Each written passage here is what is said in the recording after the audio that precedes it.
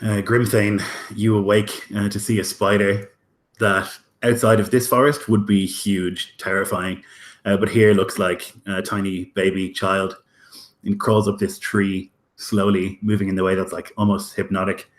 It's the first thing you see when you wake up, and you can hear this noise of the forest all around, myriad insects, servants of Ungoliant, and the many birds that call this place home. And everywhere, life makes itself heard. And as you like rise, you can like look around the camp and see that Arahale is sitting with his back to you, perfectly motionless in the way that only his kind can sit. But of Theomar, there's no sign.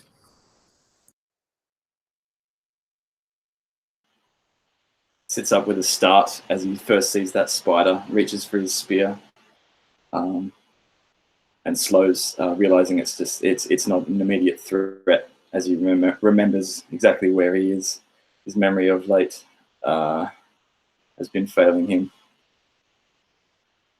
He looks about and sees no Theomar nor no Ivoriel, only Arahale sitting watch. Arahale, as he rubs his eyes and smacks his mouth awake, rubs his shoulder as well, in pain. Where is Theomar? Ivoriel? I see them not.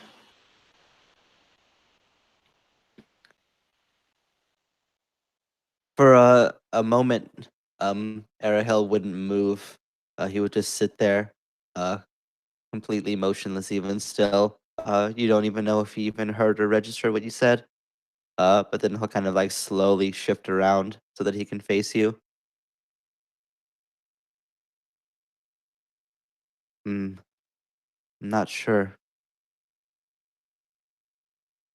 Seems to have snuck off. He'll say like super distantly, as if like pondering some great secret that seems to weigh on him. It's like he's almost in a completely different place when he talks to you. I don't know.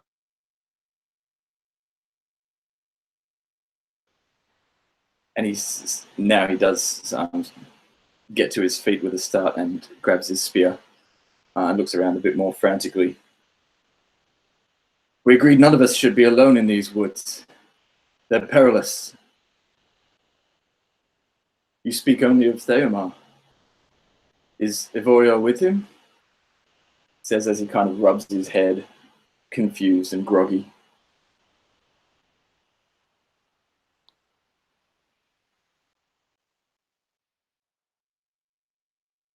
Yeah, Airhill will just kind of shake his head. So, Jeff wasn't there, so I don't know exactly what Arahel knows about what happened. Am I aware that we left her behind and that there's an obvious assumption of what would probably have happened there? Yeah, so you would remember more than Grimthane since he took that injury. Like a moment where Ivoriel, like sort of unspoken, made an offer to like stay behind while you two and Theomar could get away. You would remember that, and that there were wargs chasing you, at least two of them. You'd also remember that, like in the late evening, that Theomar would have left the camp. You would have seen him do that, and there was like another sort of unspoken communication that happened there, but he left. Yeah, I imagine that this is perhaps why he's having such a difficulty expressing it. He's never like faced loss before. Like everybody he knows has always been rich and lived in the cities and have been elves, so they live for hundreds of years. They don't do anything dangerous. So like the idea that somebody that has traveled with them is like no longer a person is like he doesn't even know like what that means. So he just kind of like looked at Grimthane with this empty look. Ivoriel, you stayed behind so that we could get away. I can only imagine what might have happened. Theomar left in the night. He hopes to find her, or what's left. He like says that like would almost seem callous how casually he says it, but it's like you can tell that like the 1,000-yard stare and just like look of shell shock that he has just means that he doesn't really know even how to process it. Grimthane hears these words and sees this man, well, this half man, half elf, and thinks back to the Great White City, where they met with the king and where he first met Arahel, and this sort of gilded cage that he knows him to live in. And he comes to that kind of conclusion that perhaps this is the first time he's experienced loss. But it comes crashing down on Grimthane himself that the last he remembers was treating with the spiders, with Ungoliant's ilk, and giving them that prisoner orc that we'd taken. And he strains to remember anything past that. Nothing but a flash of an orc's face, a lipless orc with his teeth bared. Just a brief flash, or was that perhaps a dream? And he leans momentarily on his spear to steady himself. Picks up his shield as well.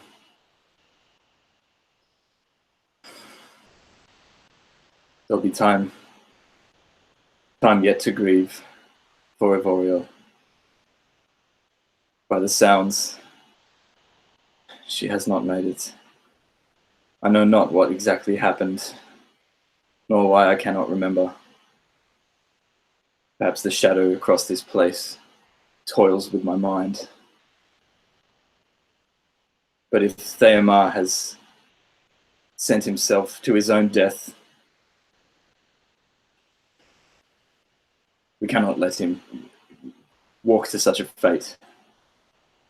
And he begins to pack up his sleeping gear and ready his horse, Galmund. Yes, you're right. It was foolish of me to let him go in the first place. I don't know what came over me. I kind of like shake his head. Like it's clearly he's trying to like come to grips and like regain that elvish smoothness and grace that half of his heritage bestows. But he's having a hard time right now embodying that.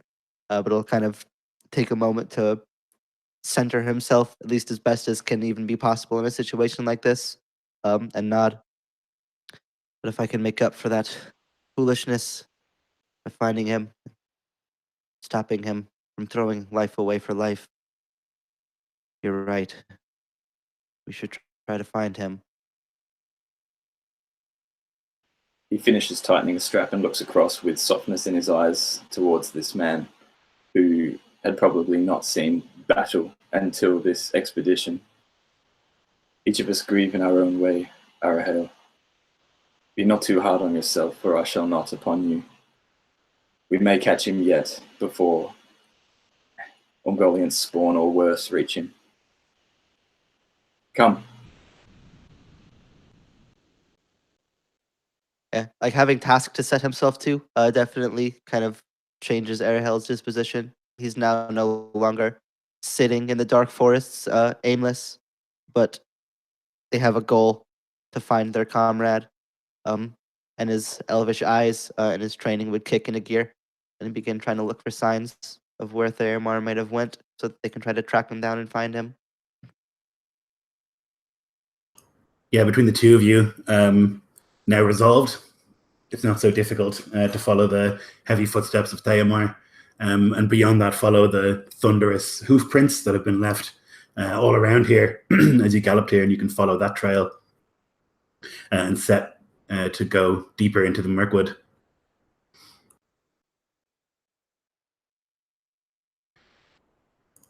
Theomar, you're picking your way through the undergrowth of Mirkwood, and you're following these same tracks that I just described of horses that had galloped in the opposite direction to which you're going.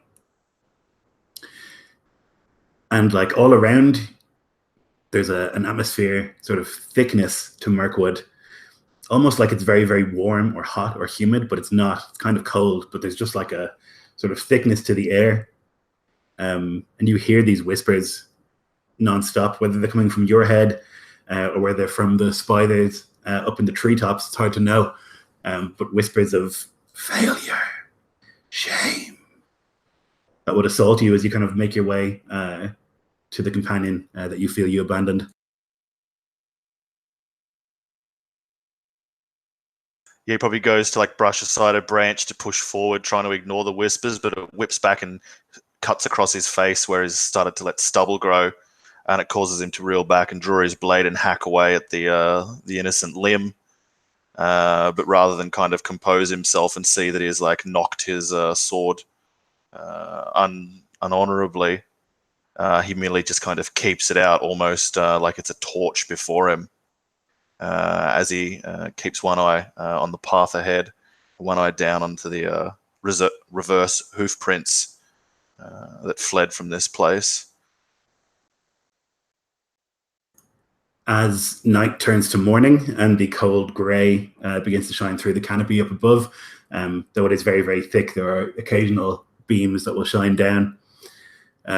You've crossed many small streams and a wider river even, and you begin to piece together this is why the wargs have not followed you. They couldn't find your scent across so many pieces of water. But following it, you can find this shredded piece of green fabric that's covered partially in blood. It's part of Grimthane's surcoat. And you follow the trail until you come upon a grisly scene. In a glade, there's this small stream that's flowing, but it's flowing red.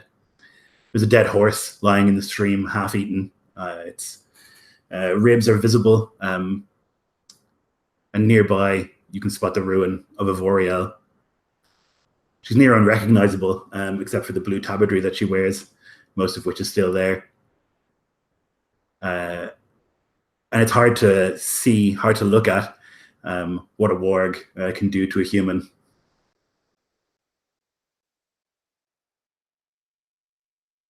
It is. And though he's seen it many times before in the south and just as mindless and savage, this is worse. And the stink that someone can never truly get used to nearly unmans him as he like strides forward, fear and caution thrown aside. As he moves to hover like over the remains, closing his eyes, he'll look towards the slain horse in the stream and assume it's too big for him to drag out.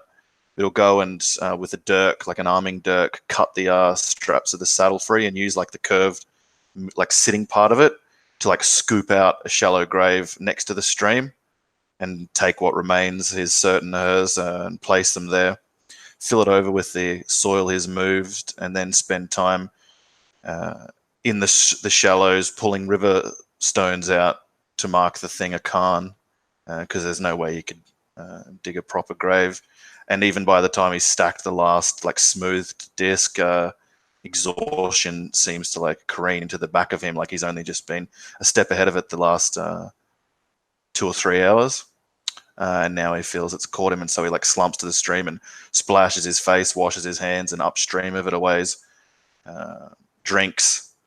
And then will return, his hair slicked back out of his face now, to discern which way the wargs and orcs might have gone from there, or if they're still in the area. You can take the bones, those that haven't been cracked open for marrow, and place them into the cairn. And as you're like cleaning your face and your hands in the stream, you can hear this of a bowstring.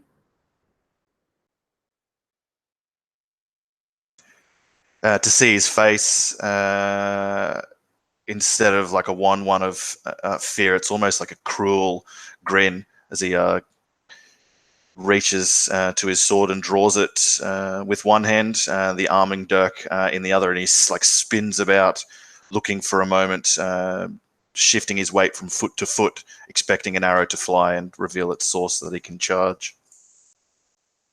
It doesn't fly. That you can see in the distance, like in the undergrowth, that there are 2 orcs there, little ones. Snaga, you would call them slaves, both with bows. Only one of them has it drawn, and then you can hear a voice.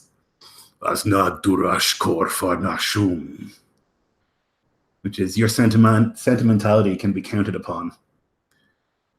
And you can see that Baga, the lipless, this terrible orc, begins to walk out from behind some of the trees there with a hunk, hunk, hunk. This big, heavy orc. I'm going to adopt a face full of fear and take on the quavering of a coward, and like to let him see the leaf of the blade shift, spiraling in like the thickness of the atmosphere. And I'll take like a few seemingly instinctive steps back from him and into the water, up to my ankles, and then further back to my calves, and back further, as if I want him to have to be wafted by the stink of my fear. He like sticks out his tongue like a snake almost, and like tastes it in the air. It's like truly like not human gesture, despite of the sort of vaguely human shake that an orc bears. And turns his head to the side, and there are 2 more orcs with him, so a total of 5 here it seems. And then you can hear the of wargs, both that come covered in blood. And he speaks again, Fresanumu Arguda Ernon Gondora Kul, which is, my wargs devoured this servant of Gondor. You will bring me to the others.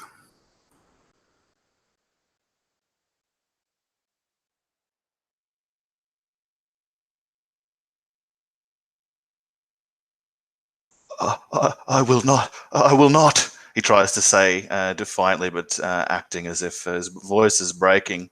He doesn't believe it himself, and he'll step further back into the stream. He laughs. Durana Hudnash, he says to the others, and they sort of chuckle as well, which is like, look how he quivers. And he's pleased with that. The fear seems to be like the most delicious currency.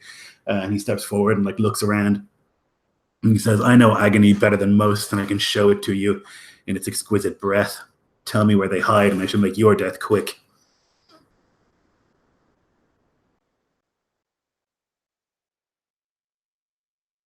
They hide in a city of white stones, mortared in the blood of man's defiance against evil such as yourselves. Higher than any of you could grasp, a thing beyond the construct and knowing and ken of any of you.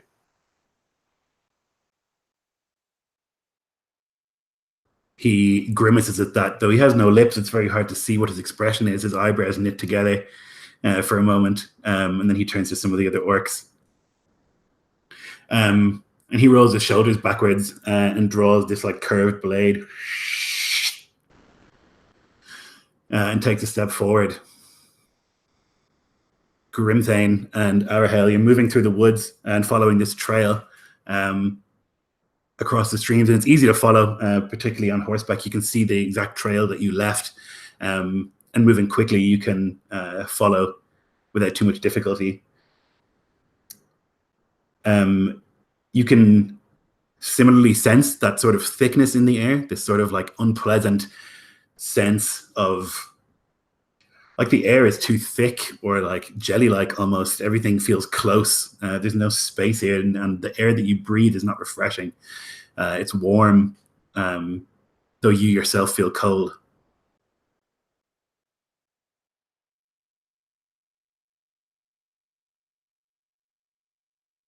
Sweat beads upon Grimthane's face as his garments cling to his body uncomfortably. And he says as quietly as possible to Arahel within range, the king must know of what grows here. The tribes. One of us, at least one of us, must get out with word. I know not what we'll find up here if we even come across them before we come across another garrison of orcs.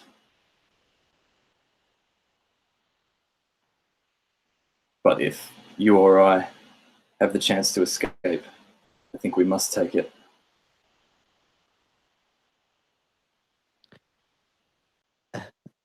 The words will like hang on Arahel for a moment, like rain clouds. Uh, his brow will furrow, and he'll nod his head in affirmation in the most unconvincing manner that you've ever seen. Um,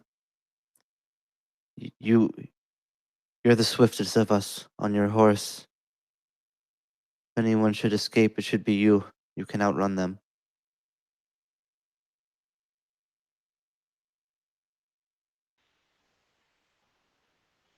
Silence in response for a few moments too long.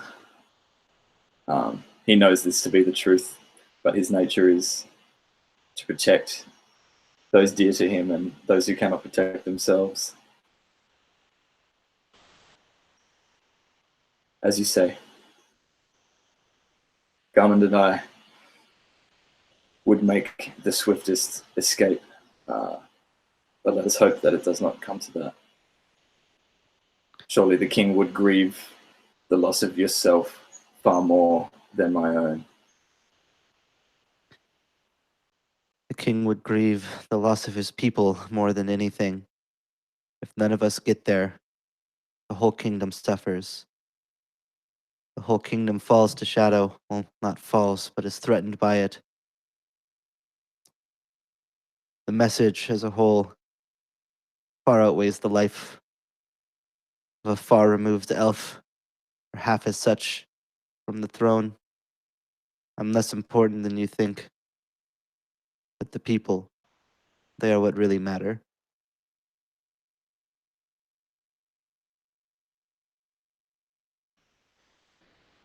Well, we shall see what fate has in store.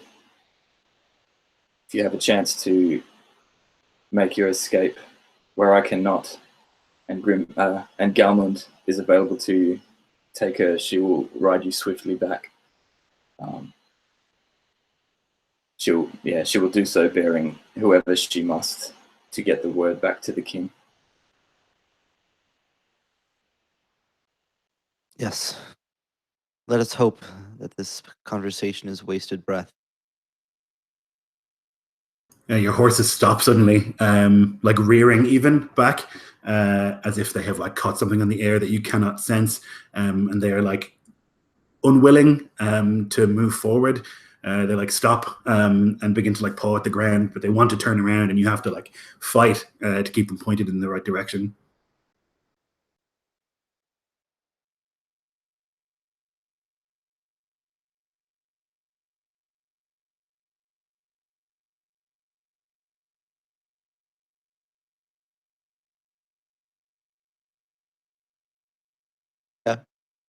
Airhail knows that these forests hold many things that are worthy of fear, and that animals can have better senses than men in that regard.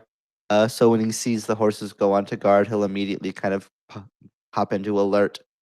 His eyes will begin scanning, his ears listening, trying to see anything that seems out of place, listen to any slight whisper in the winds that might give away what's caused this. Yeah, you can make me a perception, please.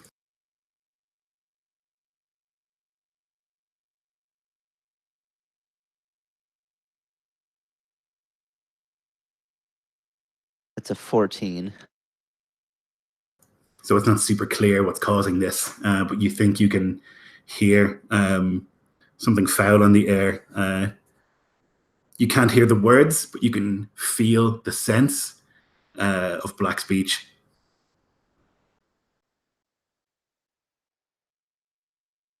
Yeah, I'll immediately look over to Grimthane and kind of like put up a hand of caution. I feel a foul sense on the wind.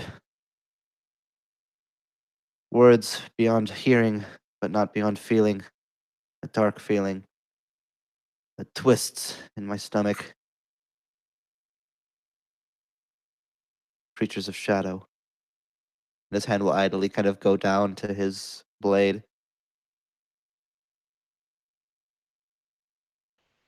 Grimthane nods grimly and hefts his spear.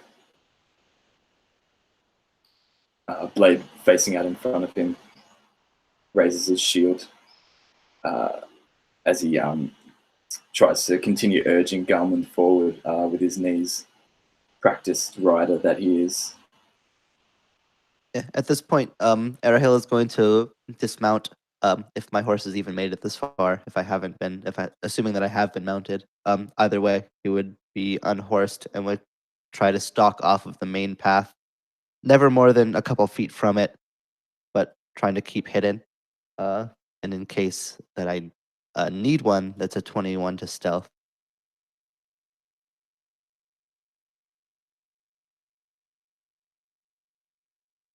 Okay. Yep. So you begin to veer off the side of the path and approach this this glade up ahead. You can hear the babbling of the water. There's a stream here, and then you can hear more clearly the speech of an orc. I don't think you understand Black speech, but Thaomar, you do, and he's Baga, the lipless. Has like spread his hands wide and he's holding this like huge blade in one hand. His like orcish arms are too long for a human body and seem to have sort of like simian strength. And he holds it out and like points it at all of the orcs in this sort of like very theatrical manner, and then points it at you in the stream. And he takes another step forward, cutting at the air with the sword. The other orcs begin to like this sort of low chant. I'm going to act as if I'm about to turn and flee, and so like turn my back to him, but it's just the beginning of like the full circle spin and downward chop of the blade as I begin my onslaught. Okay, let's roll initiative.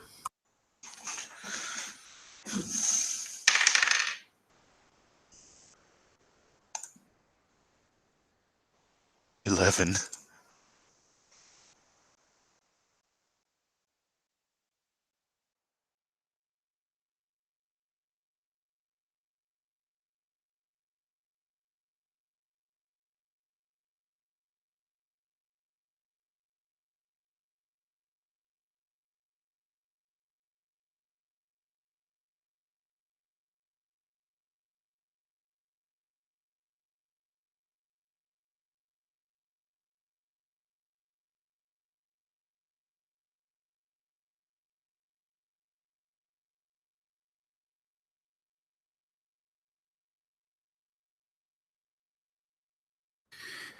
Grimpen, you can hear this now, this hoo, ha, hoo, ha, hoo, ha, and of them like jumping up and down, and you can hear the yipping of orcs as they like get themselves up into a frenzy. But you, I think, are going to barrel into this area, if that's since you're Rohirrim, but I'm not sure. Absolutely. So then barreling in, you'll see, as I described, there's a stream. You can see Thaomar with like in a readied sort of stance. He's like turned away from this huge orc Baga. And this is the orc you've seen in like your sort of visions that you maybe were dreaming of. He's like big and he's like covered in all these pieces of metal that have been shoved into his skin or like replaced parts of it. And he has this like hideous device on his face where his lips have been like cut away and it like holds his face in a permanent rictus of maybe pain or maybe pleasure. It's hard to know when it comes to orcs. He's standing like in the stream with Thaomar, but then beyond there are several orcs, some of whom are like little tiny snaga, like slaves. Others are like a little bit bigger, but you would still consider them not to be uruks like Baga. And then the two wargs, and this comes crashing back into your memory when you see them, are standing there like blood all over their faces and their fronts, both snarling, wishing that they were involved in whatever is about to happen, and maybe they will be soon. That's what you can see. Taking it all in an instant with the trained eye of a soldier, he sees instantly, just separates all of these figures between friend and foe. Sees Thaomar in the stream, and then just enemies, foes, and as fierce a friend as he is to those he holds dear, such is he a fearsome foe. and as he charges in, he'll just shout "Theomar!" seeing him in the stream, and he'll try and ride down as many of the smaller ones as he can at first, trying to eliminate as many threats as possible in this first entrance. Okay, go for it. So you want to go for the little Snaga archers, like the little yeah, okay. Yeah, try and take them out first. So it'll be a 24 to hit with his spear for 7 damage. Yeah, so the spear just like pierces through the chest of one of these Snaga, and he's like stuck at the end of the spear. And then he, with this Snaga still on the spear, he spins around with his other arm, bearing the shield, and bashes down with his shield, trying to knock the head of this other Snaga there. But that's only a 10 to hit. A 10 will hit the slave, certainly. Excellent. So that's 6 damage to the slave. That will also kill him. So just this splat, crash, and these two like little orcs, goblins really you would call them, are slain immediately as like Galmund and yourself like crash in through. And there's like a sudden, like many of the orcs like cowering and at the sudden appearance of such a heroic sight. Arahel. Yeah, Arahel will see Grimthane herald the charge and see the havoc that the Rohirrim can wreak so quickly, and will stealth in as best as he can, working through the brush with an elven grace, bringing up his bow as well. And I'm going to take aim directly at Baga, seeing him approach Theomar, knowing that if we can take him out and save Theomar, that those two things will likely give us any chance if we even have one. And he'll loose an arrow for a 22, which I think will probably do it. Yep, it will. Alrighty, and that's going to be 13 piercing with sneak attack, as the arrow will fly from the trees undetected at first. And then Arahel will make himself seen. And then I don't know if I can right now, but I'll try to use my cunning action if it's even possible to hide, though I don't know what weird orcish senses they might have to find me. Which would be a 13 stealth, which may or may not get it done. So the impression is that maybe some of the like orcs don't know where you are, but the wargs certainly like can sense you. Okay, Drekun, one of these like little orcs pulls this like club with like a hooked bone on the end of it and begins to like bash it up and down, almost like an ape, and then is going to try and throw himself at you, Grimthane. But he gets a 13, which I imagine misses. Indeed.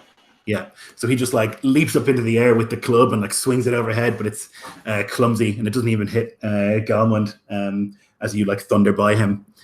Baga has been hit with this arrow and he like looks down at it and then like licks his teeth as if he was enjoying it, and then takes a step forwards towards you, Theomar. But you had planned to like surprise attack him, so I'm going to let you attack before he does, because he's not expecting it. Glorious. Yeah, I'll turn to flee and then like spin around with a chop and have it so that as he would realize from the direction of my elbow, like that it's coming for an upward slice across his chest, I'll start veering down at that point to try and take him at the leg. 16 to hit. Not quite enough at this Uruk, this greatly armored orc, one of the great orcs.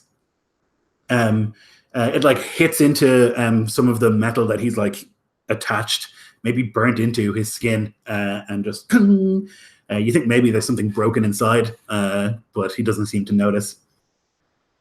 Baga then will take his sword and he's going to try and slash at you with an 18 on the die for the first and a 3 on the die for the second, so he'll only hit once.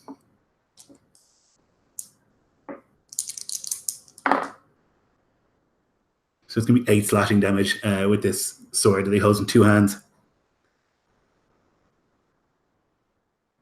Okay. Boral is one of the other orcs.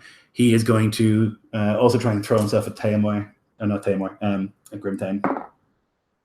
That's better. It's a 19 all up. That'll hit. Ooh, 9 damage maximum. So he like leaps up. Similarly, he just has this like this knife he holds in a reverse grip. It looks like it's just a bone that he's sharpened.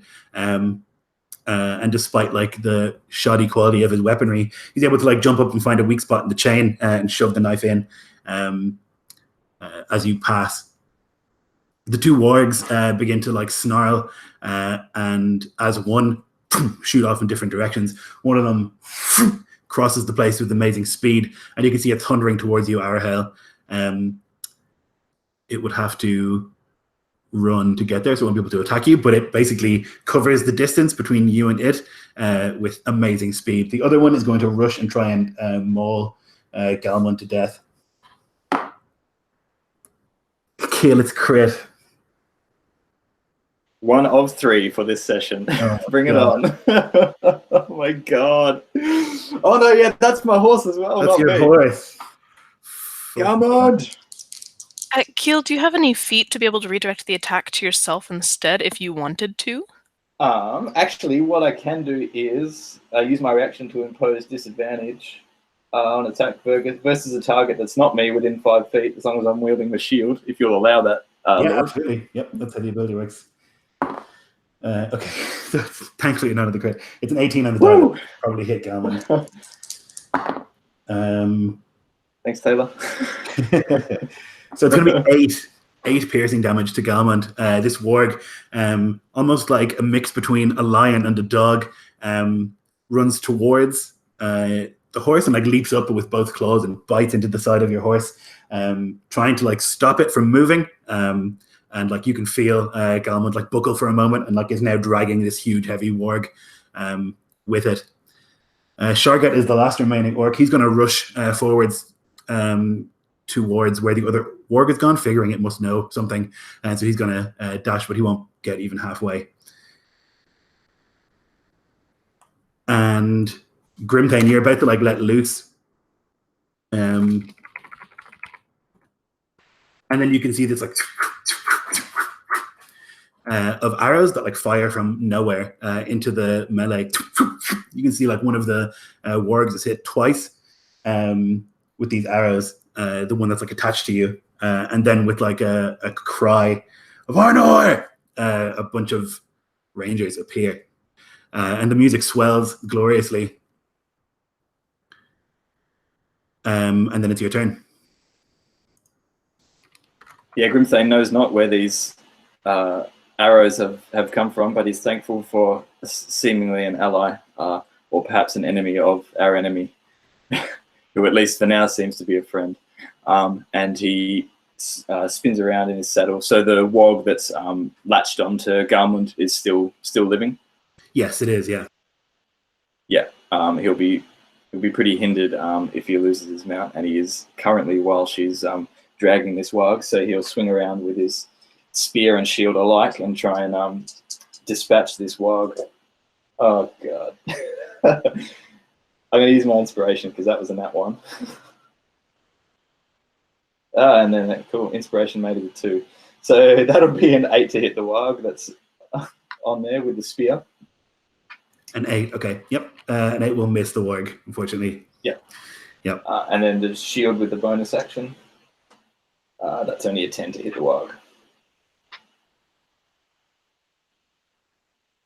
Sorry, no, that's also a miss, unfortunately. Yeah. So it's like very hard to get an angle on this thing because it's like literally attached to your horse and like dragging at the back of it. You're like trying to swing back as best you can, but it's like snarling as much as it can and hanging on. Arahel.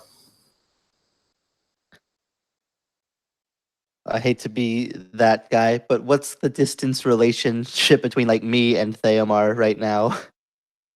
As far as I imagine it, you were like 35, 40 feet out from the rest of the battle. Like the stream is like going this way, and I imagine that you've like crossed to the other side from where the orcs were. So you're looking at it from the other side, basically, like behind Theomar. Yeah, so Arahel is going to like move quickly surprisingly falling back under the instinct. The warg will go to snap at him, but he'll like duck in between two trees where the warg is too wide to hit, as I'll use my cunning action to disengage away from it. I'm going to move closer again to Theomar, trying to bridge the gap as close as I can before readying another arrow, which I'll let loose again at Baga still. And that will be dirty 20. That will hit him. Yep. All right, and this is a painful sneak attack. That's going to be 17 piercing Very nice. as the arrow Yeah. will hit again.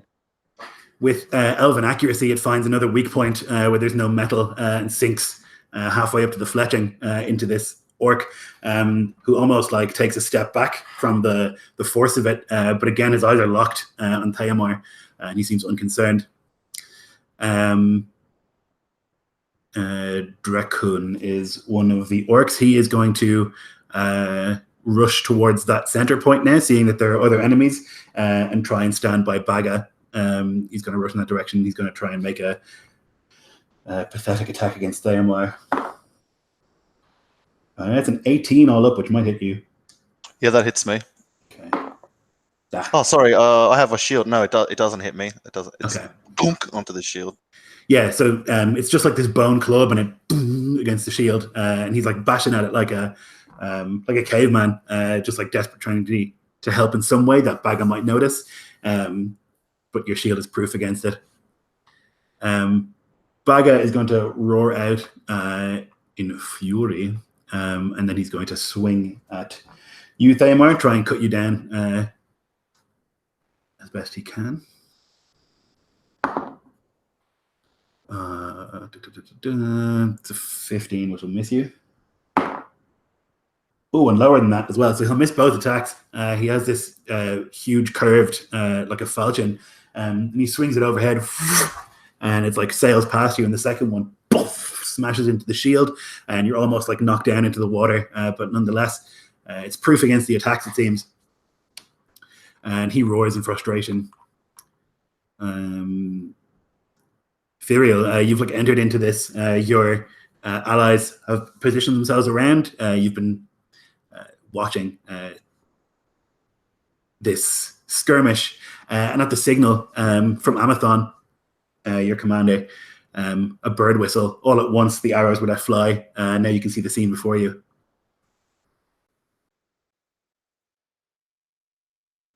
Ivoriel spies Baga lipless, and an arrow will sink into his back between his shoulder blades for 8 damage. Excellent. What did you get to hit? Does it matter? Is it super high? 17 to hit? 17 is not enough. It's 18. Right. Yeah. So it'll like almost, you'll see it like glance against one of the plates that are part of his skin, and like maybe a little shallow cut, but not deep enough to hurt this thing. And he doesn't seem to notice.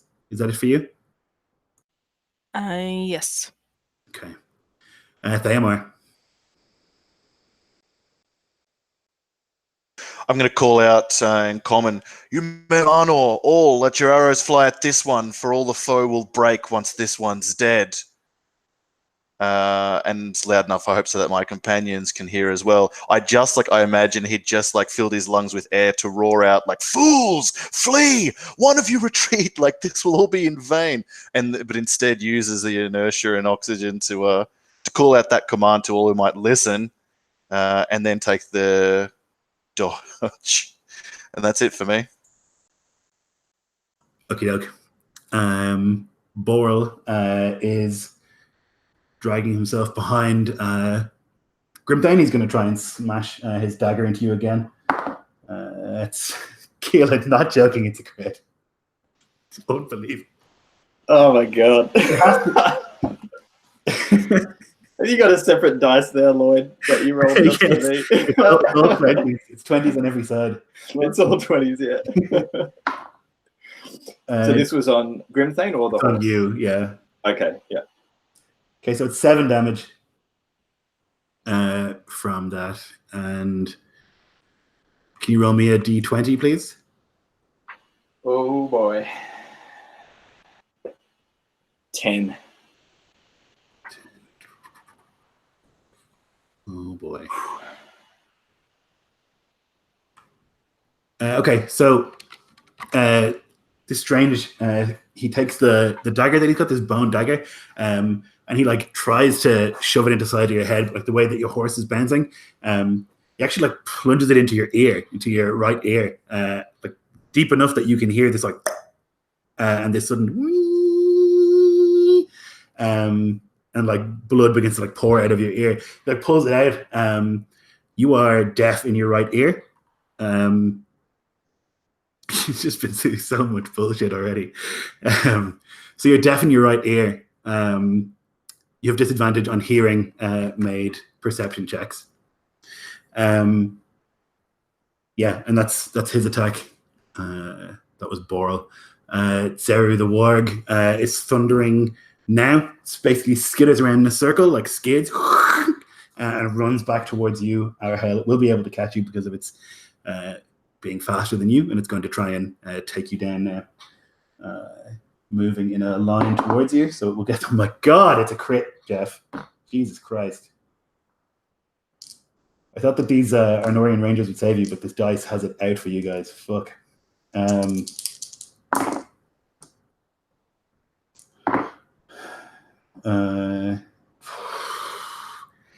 going to be 18 damage all up. As this warg barrels into you, and I need you to make a strength save.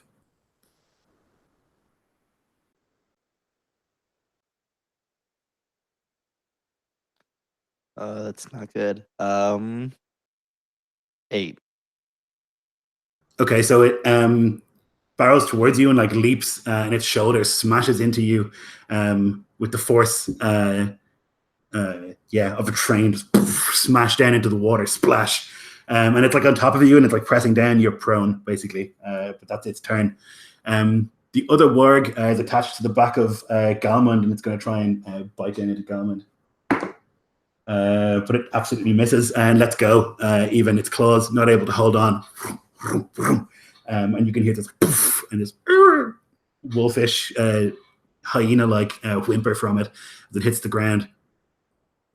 And Shargat he's the one who ran towards Arahel, and he's going to also turn around and run towards Arahel, but he won't be able to get there because he's little and small and slow. He's like struggling in the water to try and get there quick enough. The Rangers, you see this like, and with like a terrifying grouping, fire free at Baga.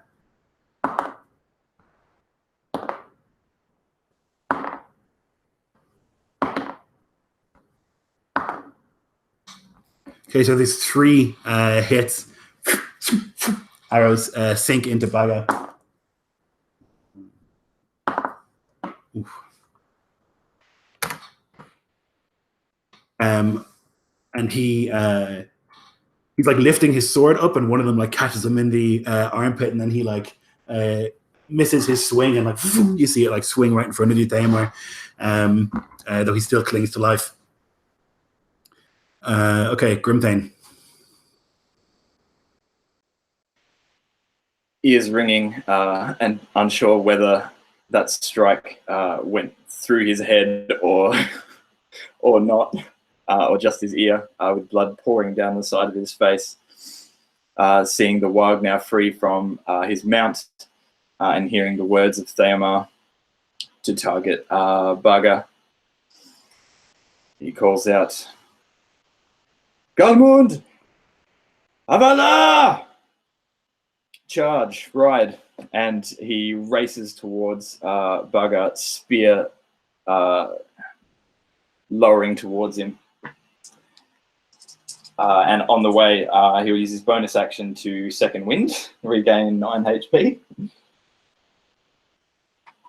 And charge into Baga. Am I close enough to do that? Definitely. Yes, sweet. With the spear. Oh my good God.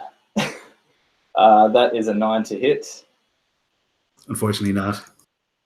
But he'll use his action surge as well to continue the flurry with another spear attack and trying to hit him with his shield as well. Crit! Nat 20 with the spear. All right. Nice. So he ducks under the spear thrust, but then with like this, the rim of the shield is going to catch him in the side of the head. Can you roll me a d20, please? Yes. 18. Ooh. Oh boy. Oh, that's a nice one. So he lifts his hand to like block out of the way, and the shield cracks into his elbow, and with like a crunch, it bends in the wrong direction. His arm is broken, and he like clings or like presses it sort of miserably against himself as he's trying to hold it together. And he lets out this like,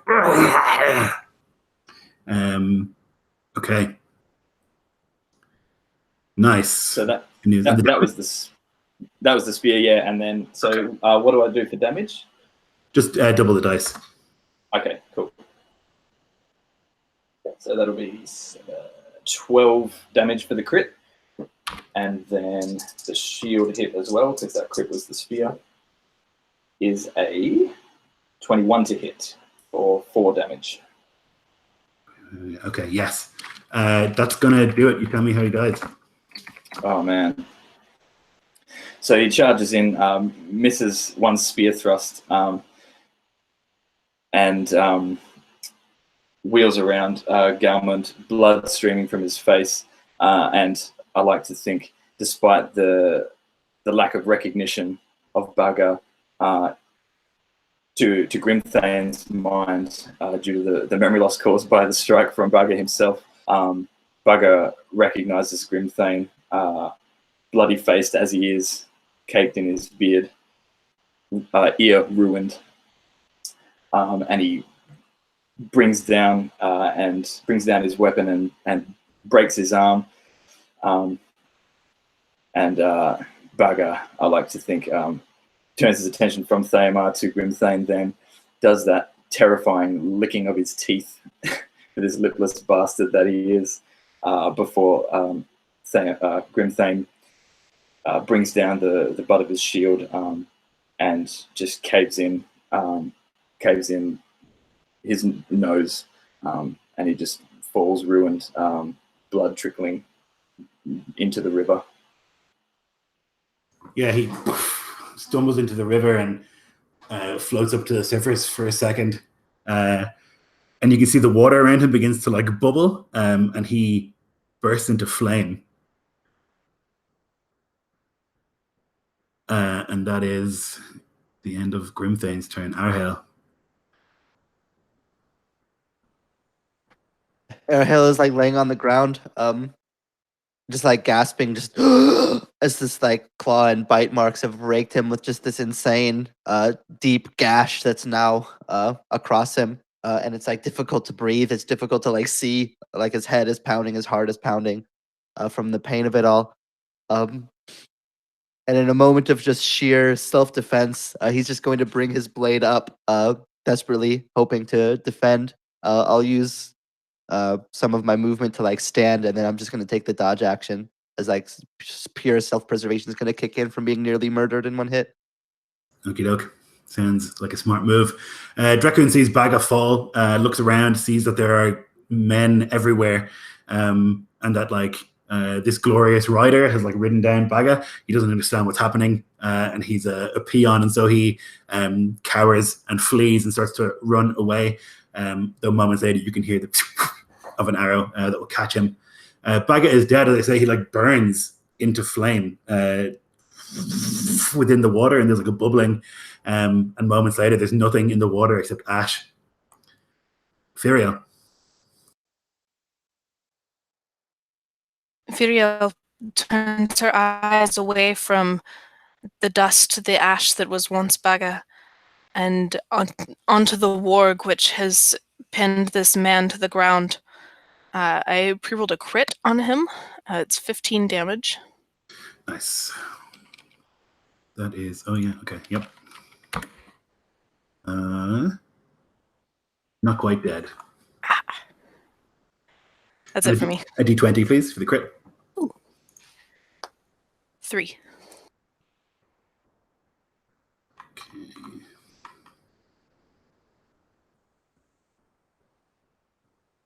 Okay, so it's not super great. There's a and you can see the arrow like catches it down here, and it just like wheezes, and it seems to try to let out a roar. Is like incapable of doing so. It's basically like if it was a player or a character, they would no longer be able to speak except in whispers. Okay, that was Ivoriel. Theomar. Baga has fallen and burst into flames.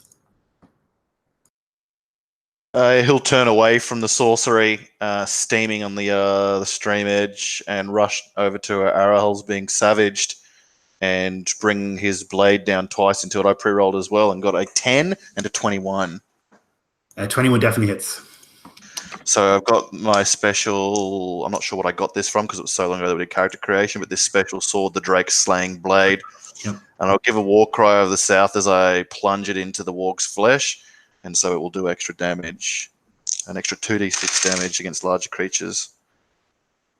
So it's going to be 10, 12, and 18. So I assume that just cuts its head off. Yep. Gloriously, Theomar, you can see that Arahel is like trying to keep this huge warg at bay. It doesn't see you coming, doesn't hear you coming, and it's like trying to roar, but it can't. It's just doing this sort of like pathetic whimper. And then there's a for a second, and you, Arahel, can see the sword like pass through the warg as if it didn't hit it, and then moments later, there's like a separation of head from body, and it whines and falls into the water. Theomar will plunge his blade tip down into the sandy soil and reach down with like the gauntleted hand to haul Arahel up next to him. I imagine like ducking as like an arrow goes past and thunks into another one of these filth cravens. Yeah, and Arahel's just like gasping for breath as if he's been strangled. And I imagine now covered in warg blood, which like would like almost like sting at him as he like winces.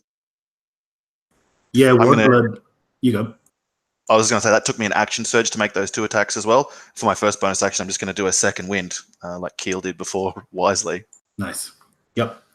Warg blood, like orc blood, is black and like Icarus. And can like have this like strange effect where it can burn the skin, and it like seeps now into the stream near to the cairn of Ivoriel. Boral similarly is going to immediately bolt and flee. He like whistles for Teru, his warg, but the warg does not listen. He's going to run as fast as he can. The warg is hungry for blood, and it's going to try and follow you.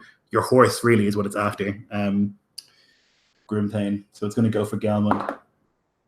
But it absolutely whiffs it. It tries to get near, and it can't. It like slips in the water and isn't able to like get a good jump. That's it for Teru. Shargat was running towards the fight. He was like on the other side, sees what's happened, and just like immediately like turns on his heel and runs in the other direction as fast as he can. The Rangers are all going to fire at the warg.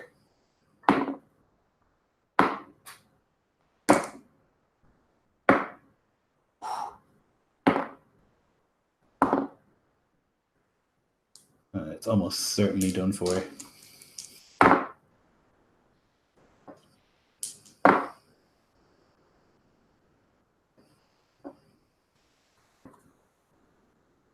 Not quite. So these arrows, 4 of them hit into the warg, all on the same side, and again, like very close together, like all above its right shoulder, and like whimpers and like puts itself down into the water for a second, and like those of you who have like dealt with hounds would know that it's like submitting, it's like giving up, but nonetheless. Grimthane, you're next. The warg that's been troubling you and has injured your horse is like cowering and whimpering beneath you. As he was glancing around, see the state of the skirmish, which foes remain, and which new friends have entered in his soldier's eyes. He catches a glimpse of this fresh cairn and can only assume that this was Theomar honouring what he found remaining of Ivoriel. And he just cries out for Ivoriel and thrusts his spear down into the submitting warg. It's only a 12 to hit. Do I get advantage because it's submitting or anything like that? Yeah, it's basically prone. You have advantage. I rolled nat 20. Crit. Okay, yeah, it's dead. It's only got like 7 hit points left. There's no way you're going to do less than that, so you can tell me. Yeah, so this is vengeance, more or less. He's not sure whether this is the creature that finished off the fair and fearless Ivoriel, who sacrificed herself for the lives of these three, but and for Galmond too, who suffered wounds from this creature. Without mercy, he just gives it a clean death. At least thrusts the spearhead of his of Algar, his heirloom spear, down through the eye, gives it a twist, and pulls it out and turns to ride away. There's a grim business that follows of putting down those orcs that have fled, but you can hear this the and the as they like try and flee, but are cut down by these rangers, still mostly unseen. You know they're around, but they're difficult to spot. And as like the final arrow and the spear thuds into the warg, there's another, and they will rise from their hiding places all around. You can see that there are 7 of them in total, placed like perfectly around, so they must have like taken care to arrive in a very careful sort of manner. And their leader will like approach, looking around the place, and we'll find out what he says after we take a quick bio smoko break. Okay. Because I need to smoke. Cool. We'll be back in D4 minutes.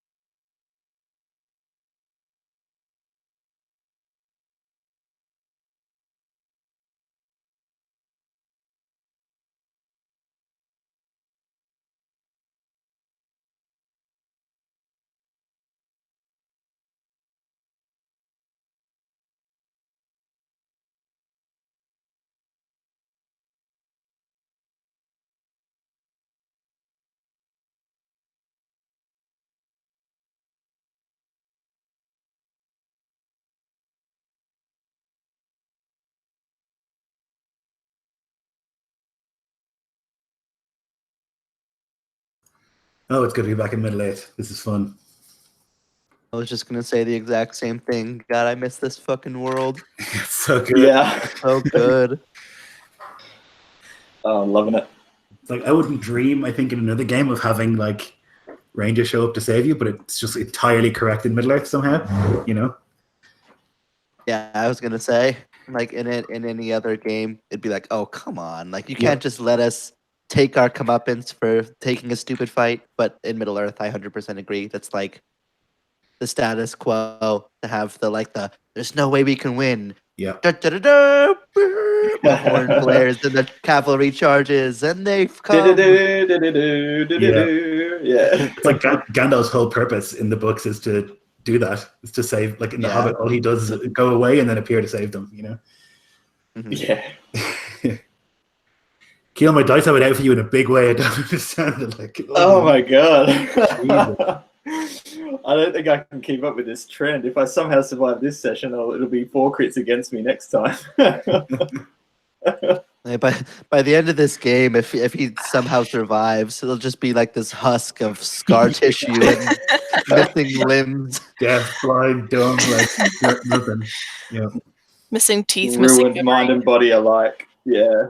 I like did some tweaking of the tables and stuff, and I kind of made like a combo of like mostly lingering wounds and less like you suffer 5 level exhaustions or you die or whatever, you know. So they're a bit more like ongoing, and some of them are like really more characterful problems. Like being deaf is like in one ear is like inconvenient, but it's not the end of your career. And one of them, the one the warg got, is like it can't speak in more than whisper, which like I think is memorable but not debilitating, you know. Yeah, for sure. Yeah, I love those. It definitely feels a bit more Middle Earth like. Yeah.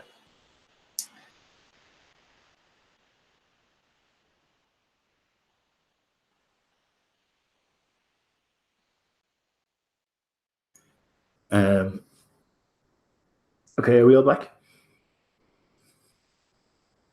Looks like we're all back. Yeah, you're here. Okay. Yep. So stepping out of the trees and cover around, you can see these rangers bedecked mostly in black, though many of them wear green cloaks. And you can see the heraldry of Arnor there among them. And this man, sort of older gentleman, with like a sort of harrowed face, like he's been through what you've been through daily for decades, steps forth and looks around. And he says, "Good fortune for you, eh? That we were here. I'm Amathon of Arnor. We'd not expected to meet friendly faces here in these woods." And he like looks between the party, somewhat confused as to like the makeup of it. What purpose brings a Vigilman and a rider of Rohan and a half-elf to this place of shadow? I think for the first time in this company, Grimthane would look over and defer to Arahale.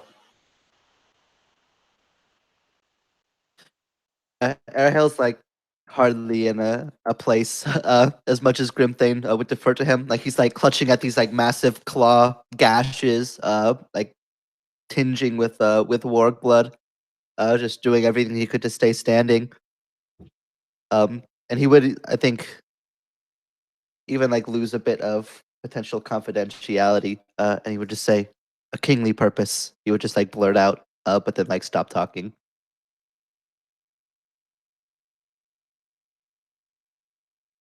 Amathon looks surprised in a way that you think he's never seen a half-elf before. Certainly does not expect to see one covered in blood in Mirkwood. And you can tell that like he's unsure of how to address you.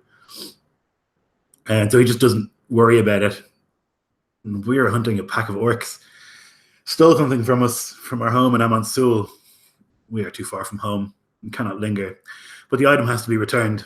There's great power in it. You seek the destruction of the orc also? That is your purpose here?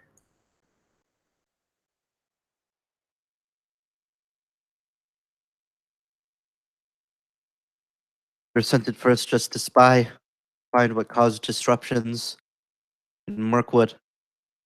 Strange rumors, resources being used, taken unfairly, unjustly in this place. What we've stumbled upon is far greater than that. Mm. You speak of this burned lord. What do you know of him? Little. Those that we have captured, they speak this name, burned lord, that they seem somehow incapable of revealing the identity or any details. We have interrogated them at great length and could gain little information. Did any of them burst into flames as this one did? He'll point to the smouldering ruin of Bagger Lipless. This is the first I've seen of such dark sorcery.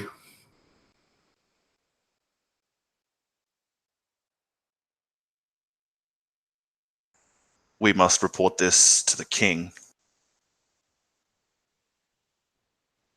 Amathon, this death will not be unnoticed, not with such sorcery about it. You're right. We should not linger here. He looks around as if there are eyes staring at him.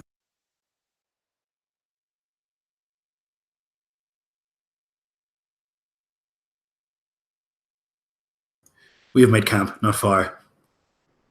Come with us. We can discuss further.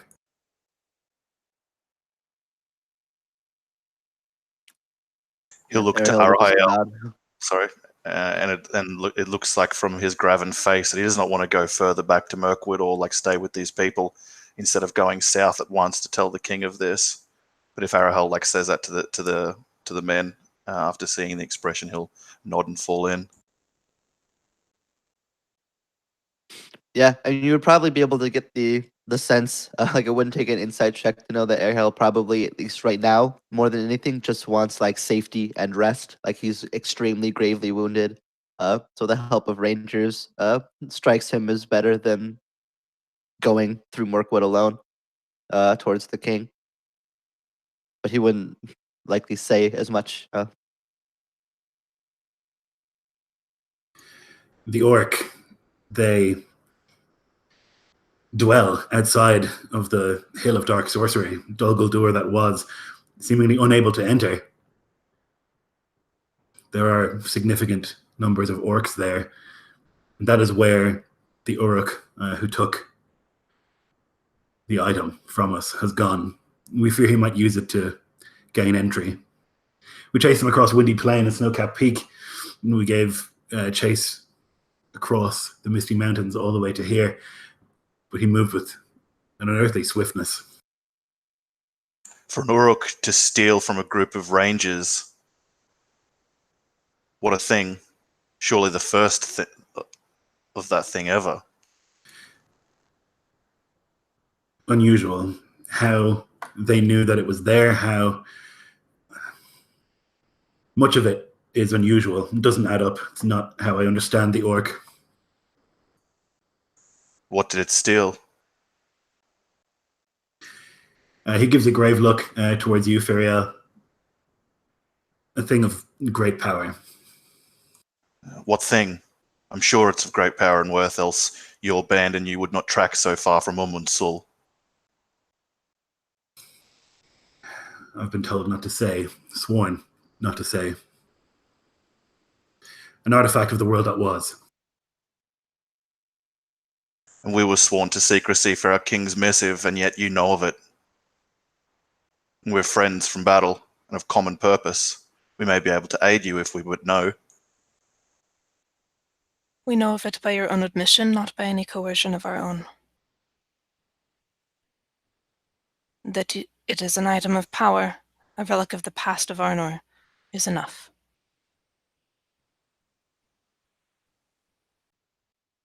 A relic of the past of Arnor makes its way to Dol Guldur. And now the fires of industry and war have been stoked, and corpses of Uruks burn upon being slain. Are we to think this is a coincidence? Or is this your purpose here to retrieve it? Has this item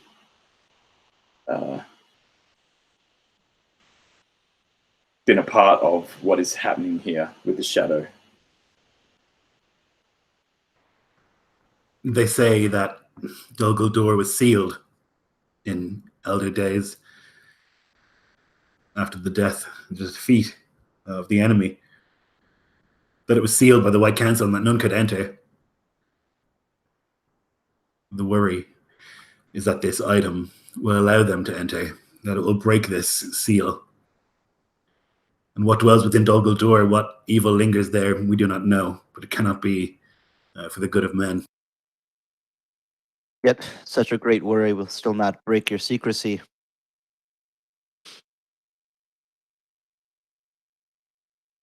He looks uncomfortable, like he wants to explain, but has like promised not to, sworn not to.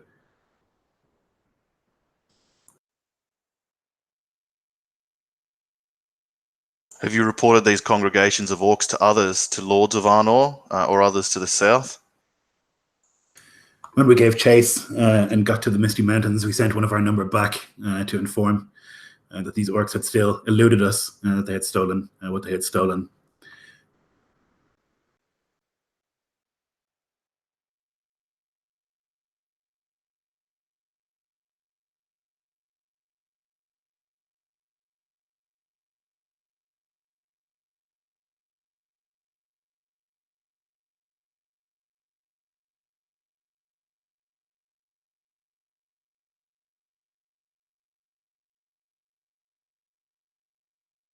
I just realized that we haven't. Did we thank them for saving our lives? No. I'll say my thanks for all of us. We were surely doomed without your intervention. We owe you our lives, but I'd ask of you another thing. My friend is sore wounded here. Do you know anyone wise in the ways of healing that may be able to tend him? We must be hale and hearty again and find the road as soon as course can be. He looks over his shoulder. Belleron, who steps forward, a younger man, and he like looks at the wounds, though he's like seemingly hesitant to like touch Arahale in any sort of way, as if there's like some aura stopping him getting closer. He looks at the wounds. They are deep, but they will heal. I have herbs that can help, but you will need rest. I know not what your kind, how they heal, but it would work for men.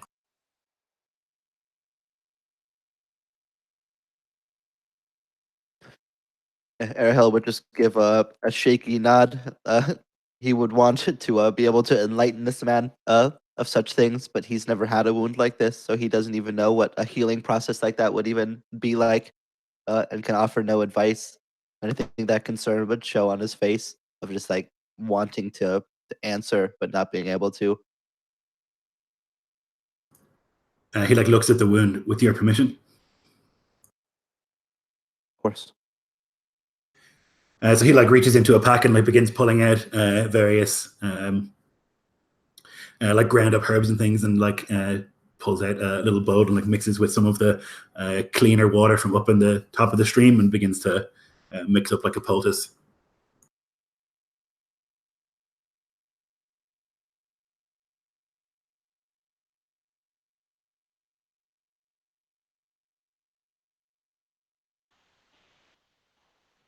While that's happening, Grimthane will have dismounted and be tending to Galmund, who took a dire wound from the warg hanging off her haunches, and he'll see to her and clean it as best he can with some water from his skin, and do the same with his own wounds before the cairn to Ivoriel that Theomar had erected, catching his eye again, and he'll go over and kneel before it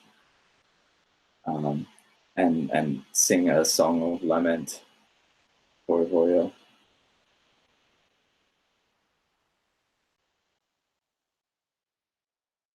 Seeing that it's likely that you're going to stop for a while, Amathon will send his rangers to like various corners to keep eyes open keeping Ivoriel next to him and Belleron here to do the healing.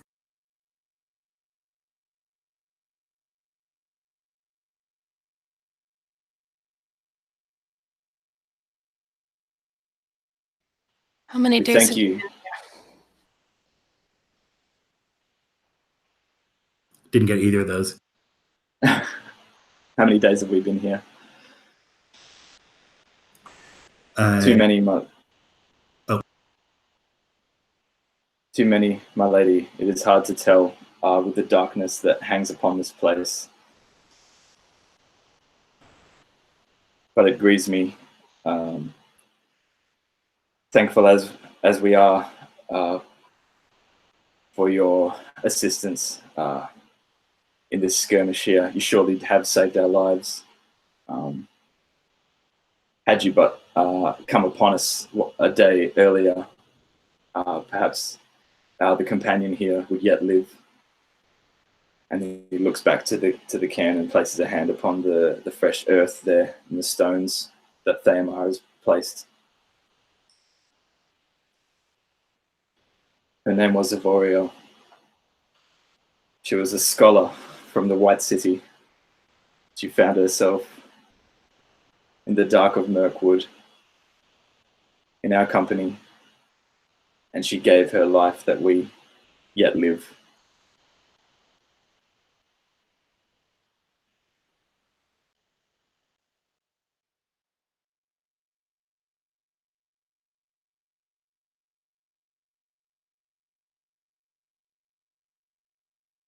Amathon sort of lowers his head, that looks uncomfortable with this.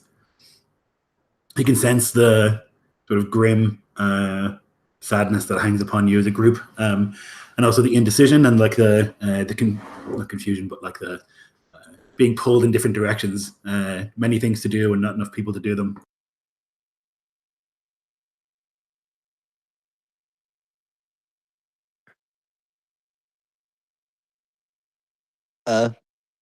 Erhel would look over to Amathon and just kind of with a confused, frustrated shake of his head.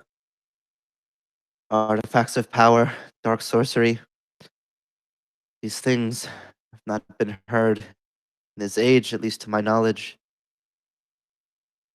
Though I've been sheltered much. These occurrences, and he'll like look and like he'll ask earnestly, these can't be regular. What brings such things back after so long spent in the shadow? I wish I could say, but I know not. I would have thought if anyone knew, it would be you.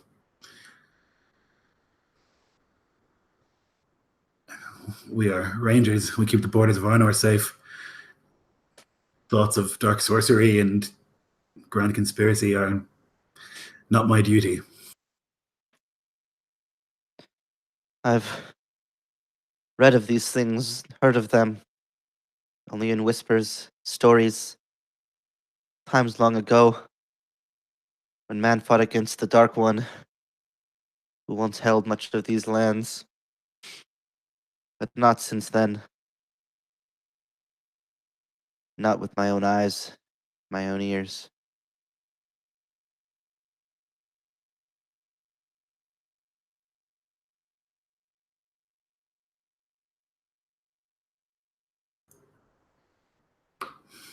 I don't know what the answer is, but they do say that the place was sealed with magic. You know, wizards. And he like says wizards like the way that you or I would say angels, or gremlins or something. Like he's not sure they were real. And that none could enter. And they have been trying to enter but have been unable to do so. If they find a way, the Tower of Dark Sorcery will be theirs again. That cannot come to pass. So stop them we must, Grimthane says, his hand still placed upon the cairn as he kneels in front of it. But surely we would need a host to even approach the tower. If the king hears all word of this, and if it's said by the voice of one of his own, and he'll gesture to Arhael, he'll raise his hand, and thousands will come to call, and there a host will have. But I don't think we'll find one here in the Mirkwood. And Grimthane has the right of it. The orcs are there in great number. If they've infested Dol Guldur, as you say, and we are still some time from that place, and even here we can see their outposts, we can safely assume hundreds, thousands, and he'll look to Amathon's face for confirmation of that as he says it. Not so many, but still many. Perhaps 200, by our estimate. And these towers, there are 5 of them. 3 of which are well looked after, well watched, well guarded.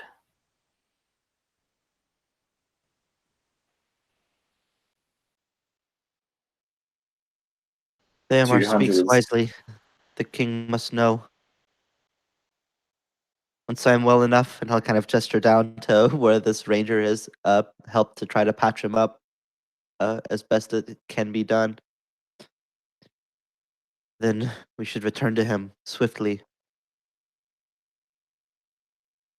Any number of orc, especially in this manner of behavior, is too many orc. Needs to be dealt with. The full power that the royalty can muster.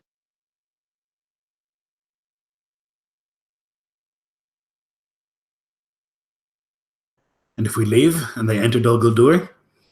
Amathon asks.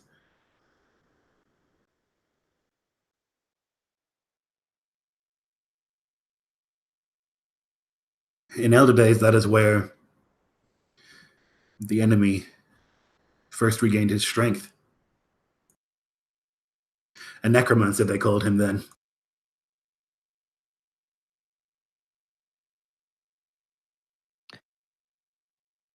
And yet if we die here in Mirkwood, fighting a host by ourselves, we die in silence, or a fate.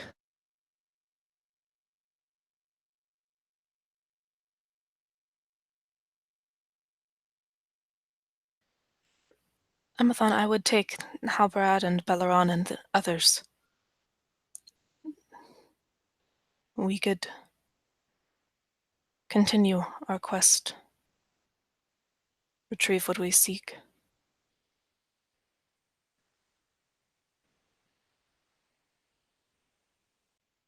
Unless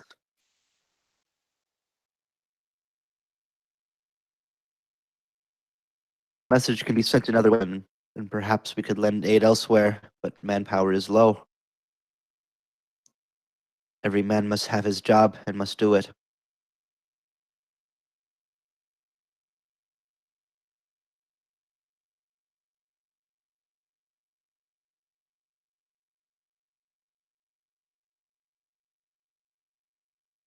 I didn't presume to come here and tell you what you should do. You have a charge, as do I. My charge involves getting back that item at all costs. Though you seem to be mighty, maybe better suited to killing orcs than some of my men. And he looks at one of the younger members of the group, who seems to be quite nervous, certainly in the presence of a half elf like Arhael, but also he keeps looking at Grimthane like he's not sure if this is a loyal member of the kingdom or not.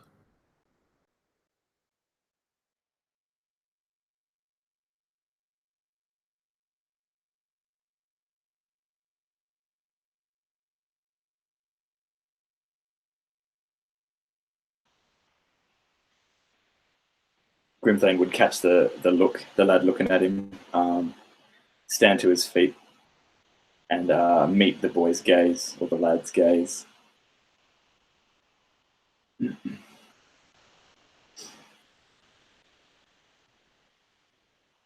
And then just breaks into a smile to sort of soften any tension that might have been growing there.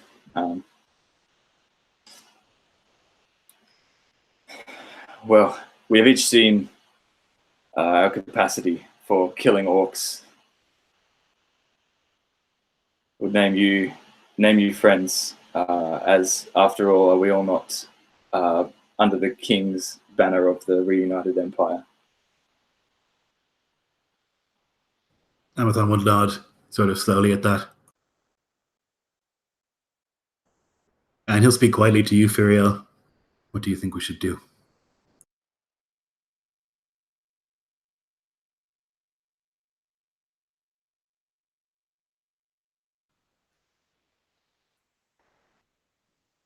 They would not survive on their own, I do not think. Not here.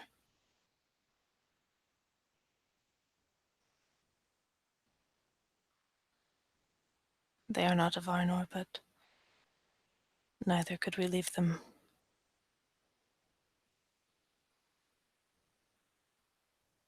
Yeah, he nods at that. Will you go to the king then? He kind of asks at you, Arahel.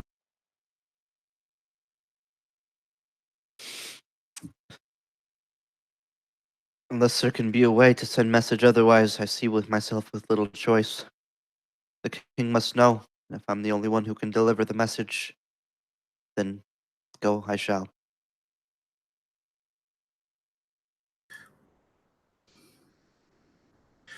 Have you a seal? We could send someone with a letter written by you.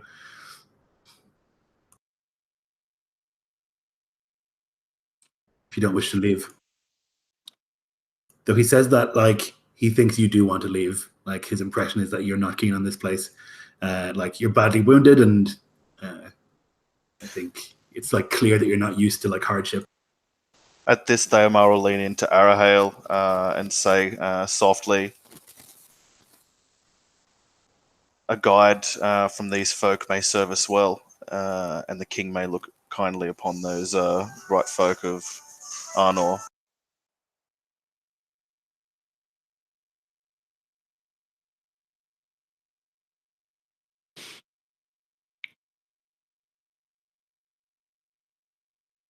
Yeah, Arahil's face, his expression would say desperately that he wants to leave, to be gone from Mirkwood, back to the White City, back within the walls.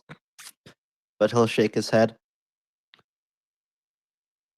He'll lift up a hand, and on his right ring finger would be a signet ring of his house.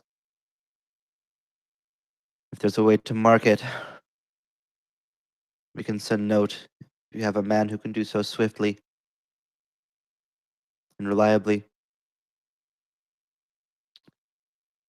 The darkness here weighs too heavily. I cannot in good conscience leave it behind. We have the capability to fight, to do something. And that is a better service than anything. And I'll kind of like look to Theomar as he says that to kind of make sure that he's even on the right track, because the confidence of that statement would not back it. Arahale, do you trust the fate of your king's realm and this news to a stranger of Arnor, who well might be one of yon, who fear to face the orc? Will you trust that? Because if you do, and command it, I'll follow you back north, away from our missive to the king. But as long as you will trust in that, messages oft get lost on the road. The king might not be inclined to heed news asked by a stranger from the north, and with like a royal cousin.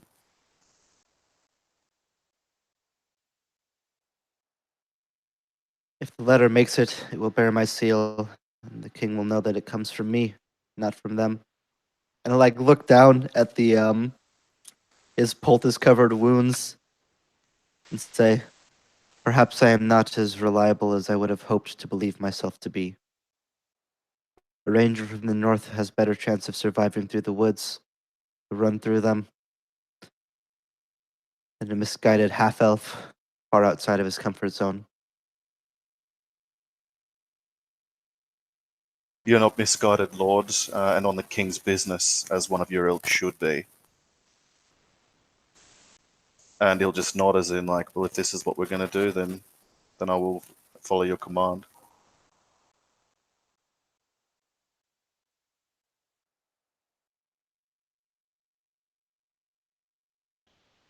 If a threat grows here in Dol Guldur, in Mirkwood, how many other corners of Middle-earth have threats growing likewise? And he looks to Thamar with a knowing look, not truly understanding, being from Rohan and never being to the lands which were once Mordor, the lands of the Vigil, but he knows of them from what Thamar has spoken of on their travels. And that too is just one more corner. Word must get to the king if he's to mobilize resources to deal with or mitigate the threats that are rising. The northern border of Arnor has also seen more activity of late. More orcs, braver, more brazen.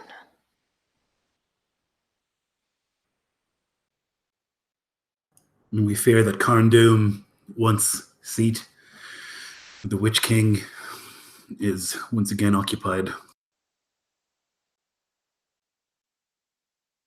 Who by, and how long have you known? We are not certain, though that great mountain orcs pour forth from that mountain range constantly.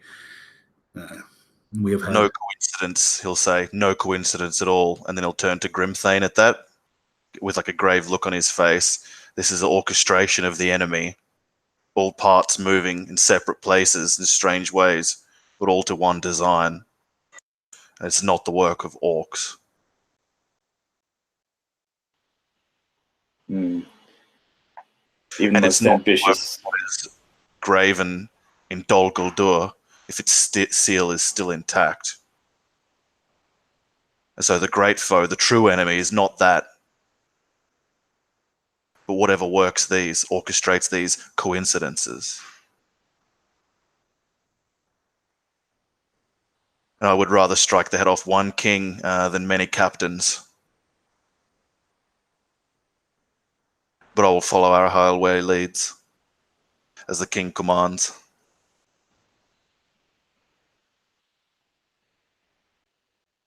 When it comes to the creatures of shadow, your counsel is more valuable than mine.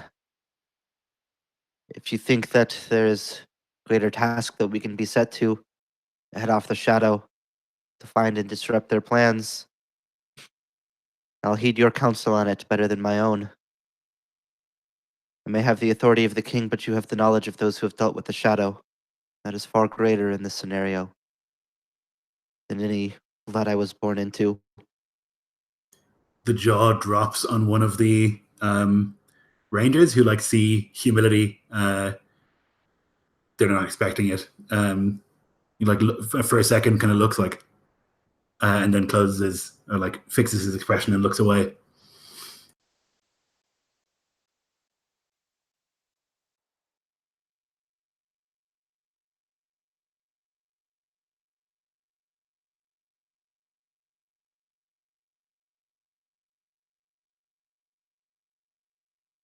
And Erhel will just look over to Grimthane and Thamar. If you have counsel of what we should do, I will heed it genuinely, sincerely. I fear my judgment is not as sharp as I would want it to be in this circumstance. These grounds are not the grounds that I'm used to. Grimthane takes a step towards Arahel and looks aside to Thamar with a nod. As Thamar says, in matters of war, especially where the stakes are that of such scale, if some great power has designs on the death of the free people of Middle-earth, designs on bringing back the shadow across the land.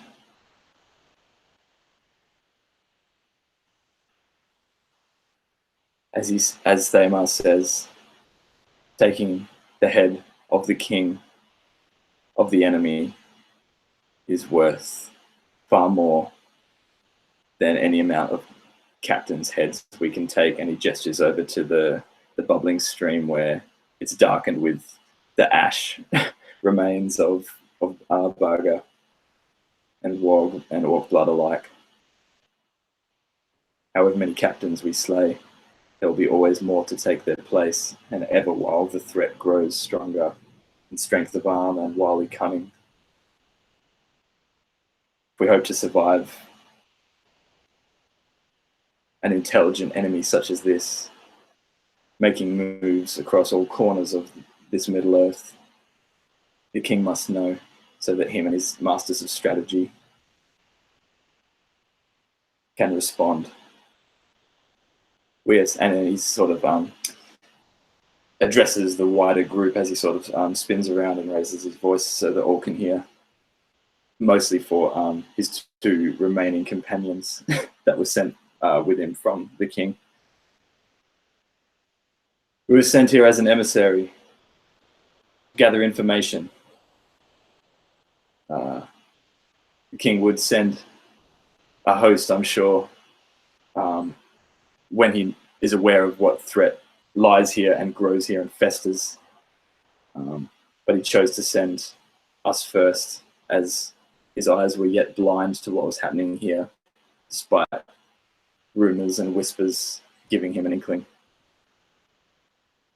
We can return ourselves here, or where else the king may send us to do our best work.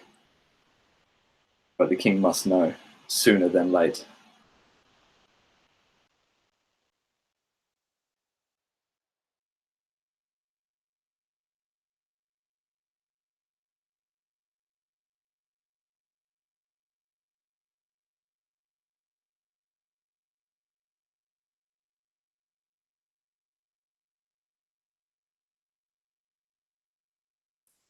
Then you will return south.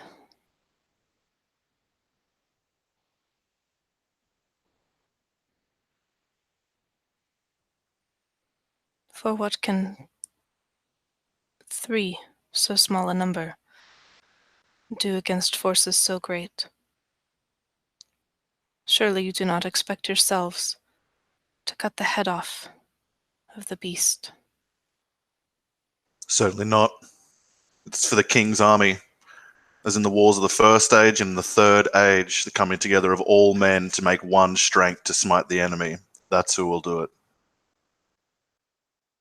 And through our words will the king's blade be guided, lest he not know where to strike.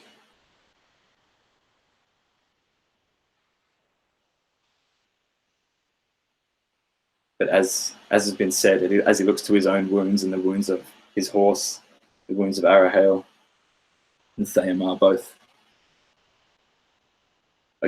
if we are to take word immediately after gathering our strength, after gathering strength enough for the journey, we would need guidance back through these dire woods. Ivoriel, you'll go with them.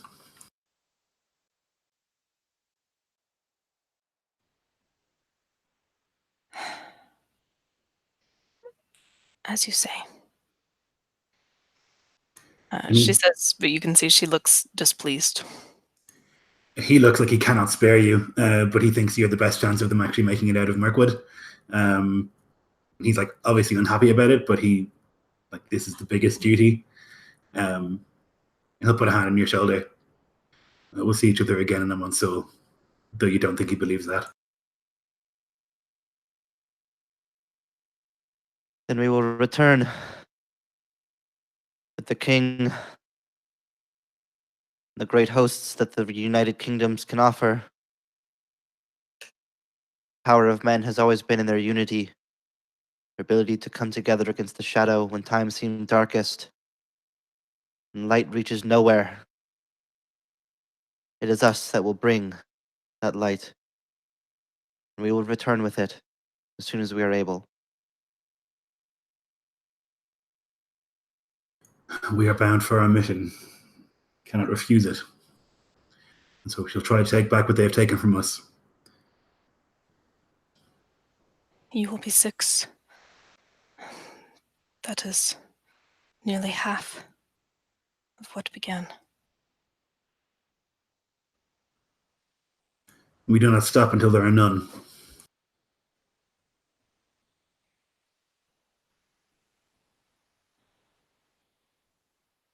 May it go well for you.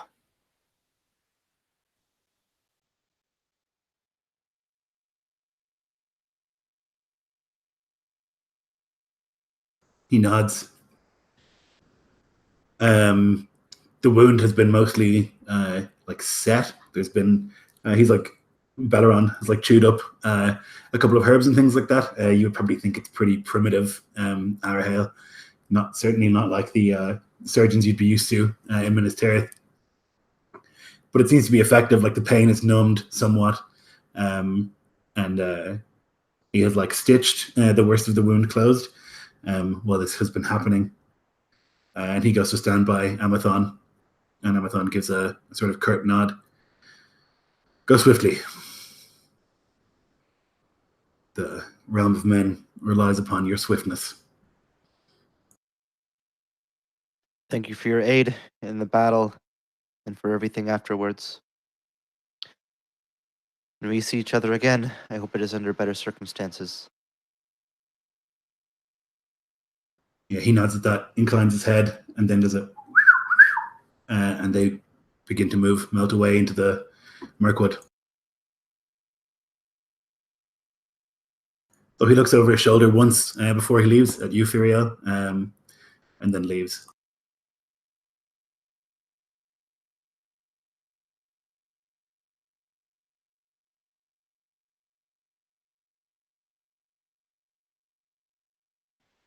Come. I will take you south.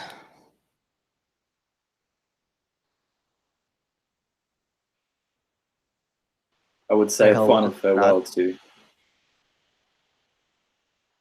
I would say a final farewell to our fallen friend Ivoriel. And he kneels down once more to just say a final little farewell prayer to her, and catches his eye next to the cairn. In the dirt is a small seal. Curious after all this speak of signet rings and seals. He reaches in with a gloved hand and picks it up, turns it in his fingers and blows off some of the soil.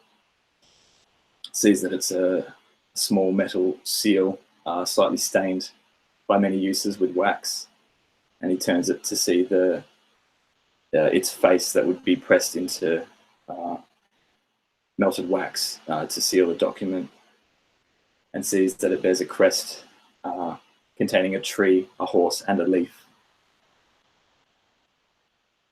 And he thinks to himself curiously of the horse in this crest. Reminds him very much of the horse of the Aered of Rohan. Places it in his pocket and taps a finger to his forehead, kisses it, and turns to leave. Painful as it is for him, as this woman reminded him so much of his sister, who he too lost too young.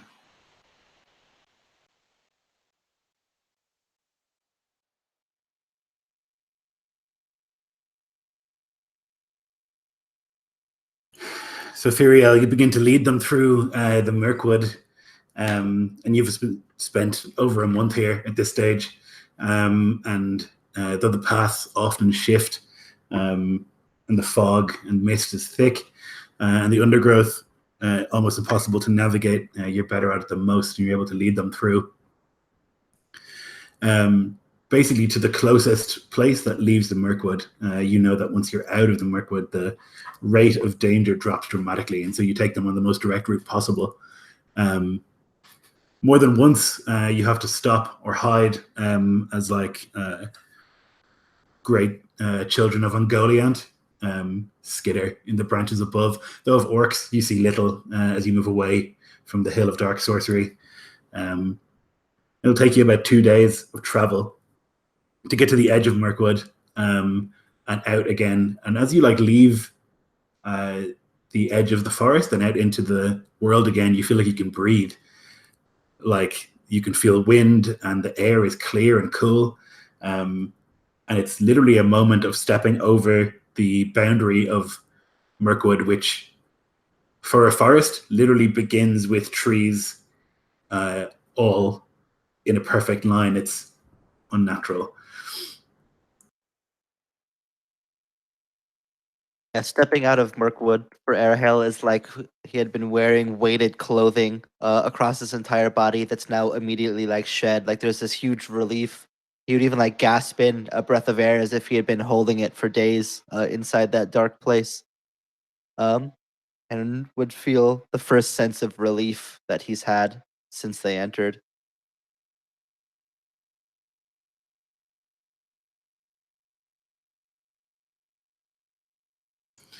Once outside, the journey to Minas Tirith is not as dangerous as Mirkwood, not by a long stretch. And you're able to move swiftly in the way that you were able to move getting here. You like move south from Mirkwood through the lands of the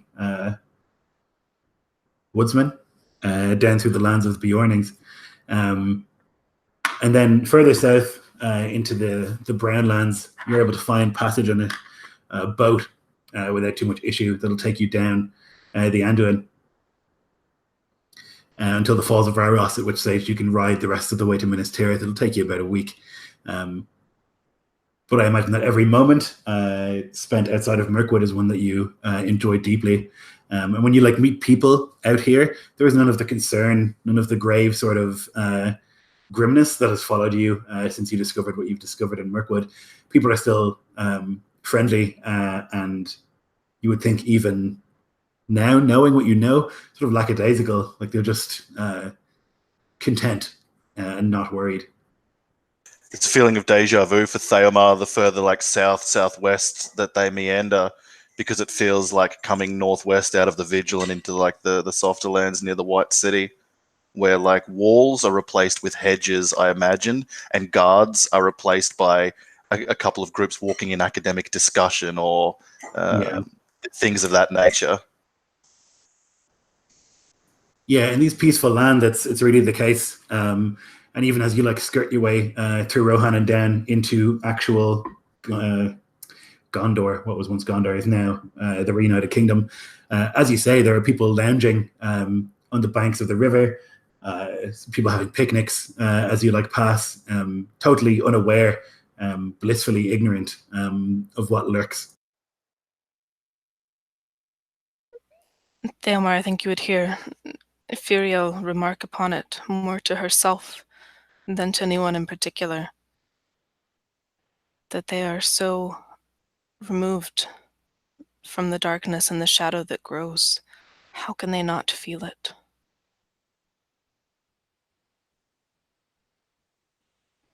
Their faces are to the light, and the shadow is to their back. He'll say, gesturing to a couple who are like enjoying a wine down by the river, or like something like idyllic, I imagine, after like their hard day's toil. Yeah, and what's stranger about it still is that like when you sit on this side of the river and you look across, you can see the mountains of Mordor, and you can see the darkness there. It doesn't gather in huge clouds the way it did in the Third Age, but still, those mountains are intimidating, and there is a sort of grimness to them. But still, you can see people sitting here in like a sort of almost like a boardwalk with a little restaurant where they're eating breakfast as you pass, like fat rashers and sausages eggs, sort of munching as they look to this beautiful view of mountains. But you know, the other side of those mountains, Thamar, there is much darkness. Tell me, Furiel, when have you last been to the capital? I have never been. This is nothing. He gestures to like the rural pastoral, like idyllic setting that they're like drifting down by on the boat or whatever. You will see in the capital why it is thus here when the shadow looms closer than all might think. Hmm. It's strange to me. In Arnor, even the young are at least aware, and especially in recent months. It is the same in the Vigil, and from what Grinthame told us on the trail north, it is the same in his own lands. The armor of the realm is where the blows fall, and while the flesh beneath is soft, they must be made aware. What would you have them do with this knowledge? They're farmers, peasants. Their whole life is to live, to provide. They bring in food. They live lives like this. What purpose does terrible fear, darkness in their hearts bring, other than discontentment, worry? To make them aware is to shake the foundation for which kingdoms and the guards of it rest. It is best that they live simple lives. Why fear? Why live in horror if it is unnecessary? Why invite suffering to the hearts of everybody when few can bear it just as well? You mistake me, Arahel. I would not wish horror or fear upon those that I protect. The borders which I have fought on and roamed, they are hard places. And the people of Arnor are a hardy people. But in the city, Gwathrahill, he is like this, face towards the light.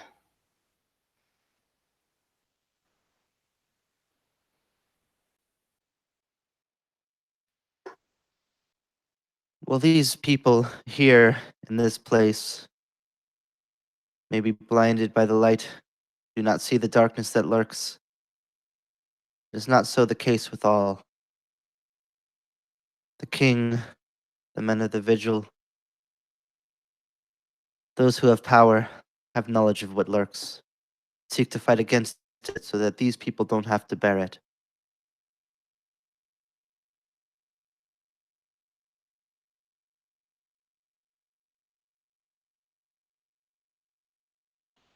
Does it not mean to rule or to serve? Does this not mean to sacrifice so that others may live better lives than we?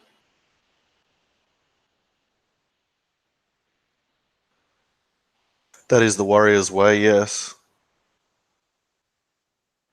And that is the way of the Rangers of Arnor. Just what they have always done. It is the way of all strong enough to stand against darkness. But not all are. Those who can bear it must bear it. Those who can't are better off not knowing. Working, lending what they can in other ways, the ways that they can be useful. All men have their place, hard, soft, farmers, warriors.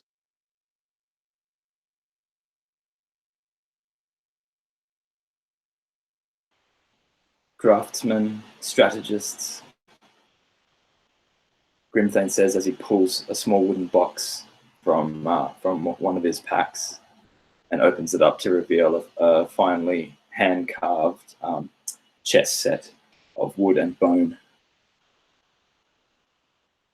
and begins setting it up at the table that is sitting on this vessel. You can see, like, as you sort of lazily drift down the river, there's like a group of kids who like run along next to the boat as it goes by, and they're like waving, hoping that like the big scary knights on board will like wave back. Theomar sees like a flash of the vigil and like children, orphans pleading for food as like a long train of like horsemen like meander past, and then like a few men will like grumble and throw coins for them to like scrabble over like crows fighting for an eyeball. But then back to the idyllic scene, and he'll like force himself to smile to them, and then sit back to watch Arhael wipe that chessboard clean with Grimthane's consternation.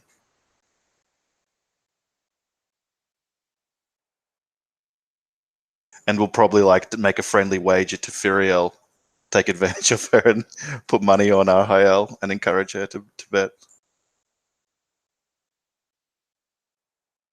But yeah, there's nothing much we can do if we're on a boat, right? So it probably makes him uneasy, but he'll try and like busy himself with things like that. Yeah, I think Theomar would find the pace like infuriating slow. Yeah. Yes. It's like a barge, and the old man who like is poling his way through the river. Oh, I'm probably helping him pole it. He's, you know, not concerned, and there's no amount of like, we are in a hurry that will like, all right, young man. He's very determined to take his time, and so it's probably maddening for you, but nonetheless, you sit through it until eventually you can see in the distance the shining white city of Minas Tirith, and the sort of many suburbs that have sprung up around it since the days of the Third Age. Pelennor Field is no longer an empty place; it is filled with people. As you like get off at one of the docks, you can begin your march along the Ruler Straight Road from Osgiliath towards Minas Tirith, and past the many shops here, and you can smell like delicious sweet treats and cakes being cooked in bakeries and like in restaurants. You can hear music from many of the places, and you even pass like a small show that's happening in one of the squares, where like this big red eye is like getting bashed over the head by like a puppet, and like kids are like laughing and like joking, and like adults are like smiling as they watch it.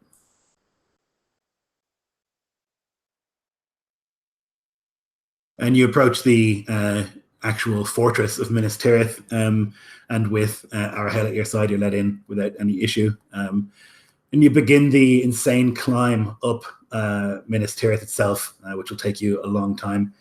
For you, Firiel, it's probably a strange sort of different mirror to Numinas, where you probably have been, which is the capital of Arnor. Not as grand as Minas Tirith, or not as unique. Numinas was mostly destroyed, and so it's been rebuilt by men, and while Minas Tirith has never been destroyed, and so you can see this sort of artifice of the men of Numenor as you approach.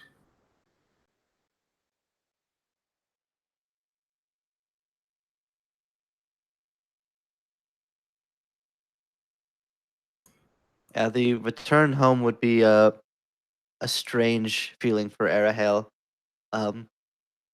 He's only been gone for a brief time, but it almost feels like it's an entirely different place coming back this time than it was when he left.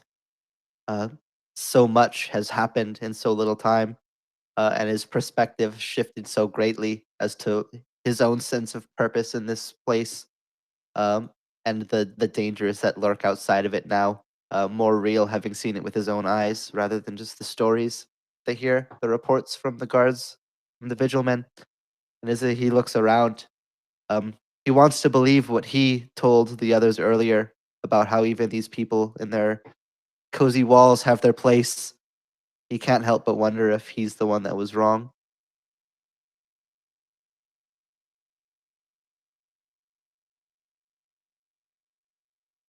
Through Minas Tirith and past various boutiques and shops, you go, and up and up and up until you come to like the parks, on some of the higher levels, and past statues of Romendasil and other great kings and past the statue of Elisar II, who brought peace at the end of the Third Age. And you pass smiling, waving friends of yours, Arhael, Celon, and Pelron, who are twins, are like lounging in the sun. And like there's a chessboard between them. One of them is reading a book as they like sit and lounge, and they see you return and sort of like do a sort of lazy wave. And you can pass them and make your way to the actual castle itself, the fortress, up until eventually you come to the first of many guards that you have to get through. But you are, with your status, admitted immediately. This long journey, you go. I was just gonna say, even approaching the very first set of doors, Arhael would look over to whichever of the first guards was there, and would nod and say, "We bring news, urgent news for the king. Please send word and prepare an audience as soon as is reasonable and possible." And then would continue on after giving word.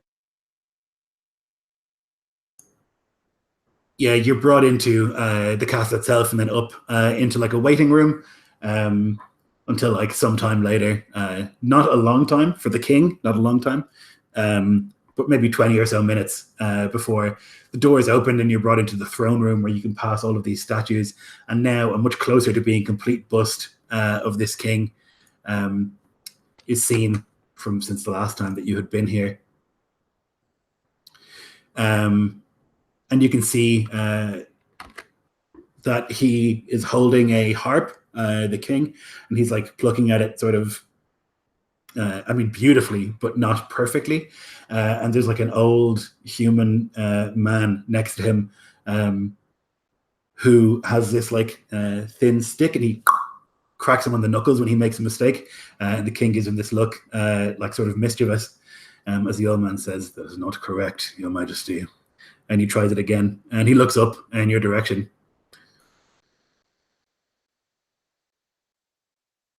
Arhael would walk closer, as close as it was acceptable to approach. It would give like a quick but very deep bow towards the king, but then looking up, not waiting for the response that might be normally customary.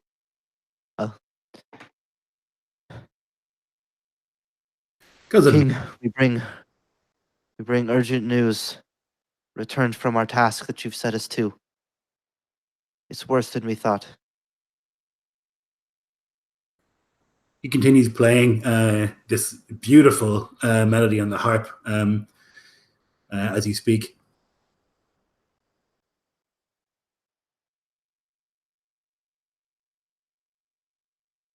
Well, The disturbances that have been caused, they're from orcs. But orcs, they're not the wretched creatures of a defeated enemy long ago anymore. They act with purpose, under direction from some force.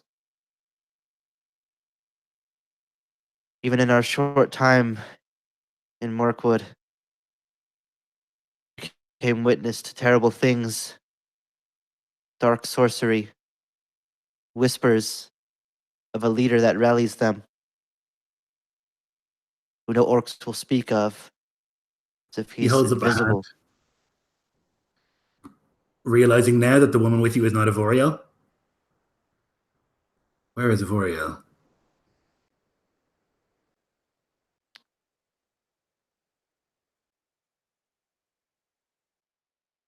There'd be a long pause as Arhael would struggle to find the words they would catch in his throat as he would go to say them. Or She fell, my king. Grimthane would speak up. Yeah, there's a discordant note on the harp and a rap on the knuckles from the old man as the king loses focus for a moment, shakes his head. That should not have been.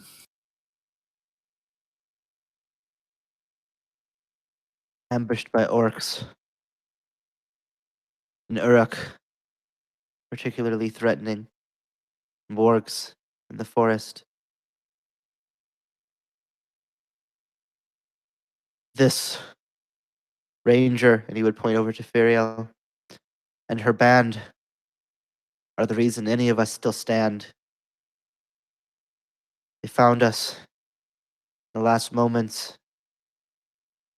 They saved us. They could not save us all. Then you have my gratitude, he says to you, Firiel.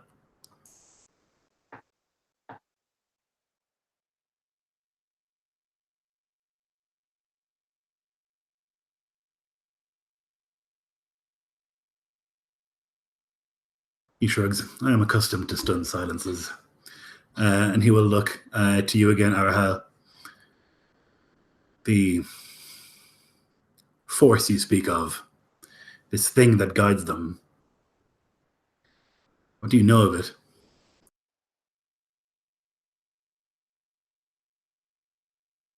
Only the name, which I am, unfortunately, I know it's the burning, The Burned something. Lord. The Burned Lord, yeah. They call him the Burned Lord. We pressed them for more information. Even the interrogation of the rangers could not break their silence. It seems as if their words were held by things greater than their own will. They would not speak, as if any knowledge of this man other than the name had been burned from their mind.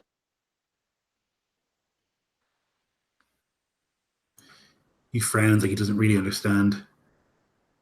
How can that be? The enemy is dead, long forgotten.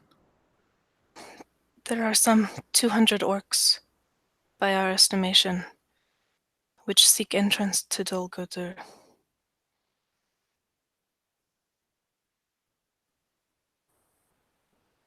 He turns to look It up. to still be sealed. However, I cannot say if that might be the case by now.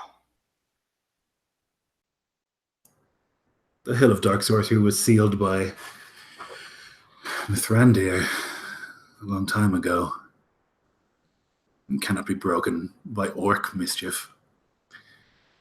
Not by orc mischief, no.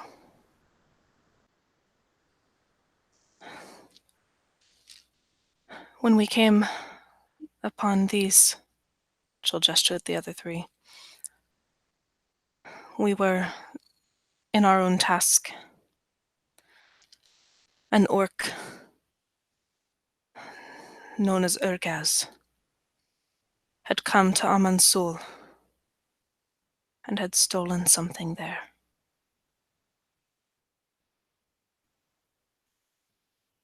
He crossed plain and mountain and disappeared into the Mirkwood. We suspect they will use it and try to unseal Dol Guldur.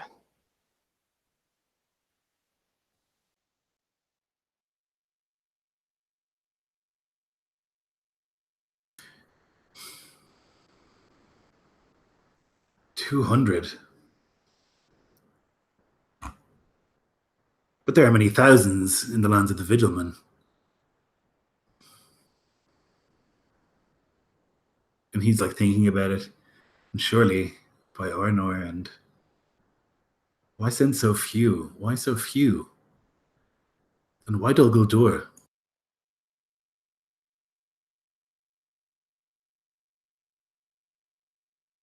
It's a place that has great darkness. A taint forever marking it. It's a danger against man, a mark of the enemy. If this burned Lord, I do not think that this thing is an orc, perhaps something more.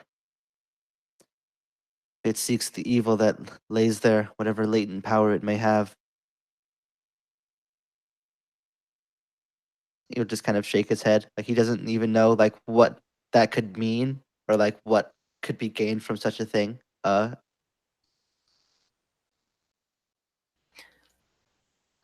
cannot presume to know what history is remembered here. But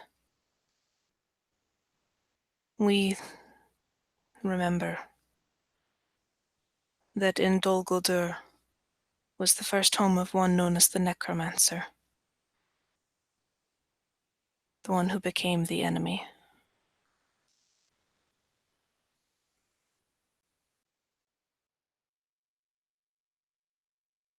Then we cannot linger. We must send. We must stop them. Destroy the place now if it cannot be sealed.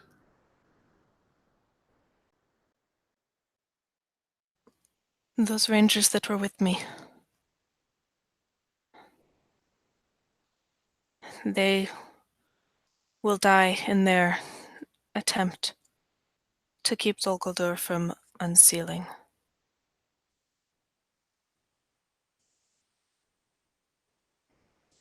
They will not let it happen unless there is no other recourse. I will not have their sacrifice be in vain. This cannot stand.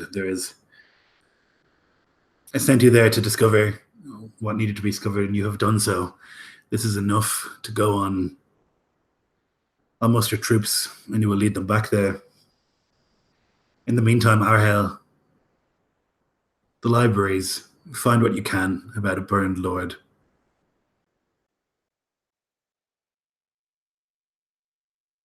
Is there some scholar that even- might assist us, Your Majesty?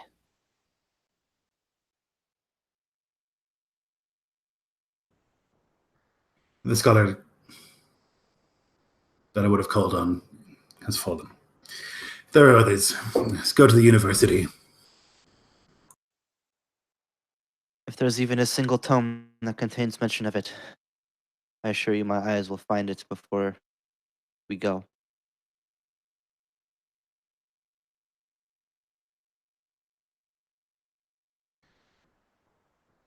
And so you seem to be dismissed. He goes back to playing the harp, though he whispers something to one of the attendants nearby, who goes and clearly begins to set things in motion. You can make your way through to the university, where you can basically bully various professors, stuffy professors who are none too pleased to be bossed around. They will give you various students who can help you pour through tomes. If you're that way inclined. I'm not even sure that necessarily Grimthane would be inclined to this kind of work, or Theomar.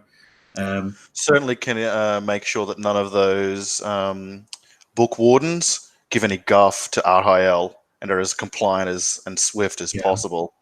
But I'm no good in the library. Likewise. So Grimthane would probably be getting Galman's wound seed to us, I suppose, at least at first. Ivoriel is also not going to be much help. So then in the meantime, you go, sorry. There's actually something that I would potentially like to use with your permission. My feat that I have as a Ferid Halem, the half-elves. I'm lucky to have been gifted with fragments of the Elven Foresight. So if it's okay, I'd like to use a point of inspiration to invoke that. If you don't want to give away any crucial information, you're welcome to not, and there's other things I can use it for instead. But otherwise, as we sit pouring through the tomes, a moment of meditation as we look will come over. And if there's any glimpse of Elven Foresight that might come to me, great visions of my ancestors, then I'd like to invoke that. Certainly. You spent hours and then days searching through books of various ages for any sort of burning thing, mentions of fire and flame. And there are many, a great many. And Calagon, the black dragon, you think of, a dragon so large that it destroyed the city of the elves. You think of, and you've discovered many passages about Gothmog, who was Lord of the Balrogs, and Durin's Bane, who was destroyed in the Third Age. And all of these things could be possible. They're all possible servants of the Dark Lord, but you think the Balrogs have all been destroyed. And it seems clear that the last one was Durin's Bane that was slain by Mithrandir or Gandalf. And then you have this moment of thinking, and you think of stories and songs. And you think of the symbol that you had seen, that the orcs had like carved into some things in Mirkwood, and how it was familiar to you, but not certain what it was. You think of a battle a long time ago, and you can see it, a great elven king who was defeated by Sauron and burned.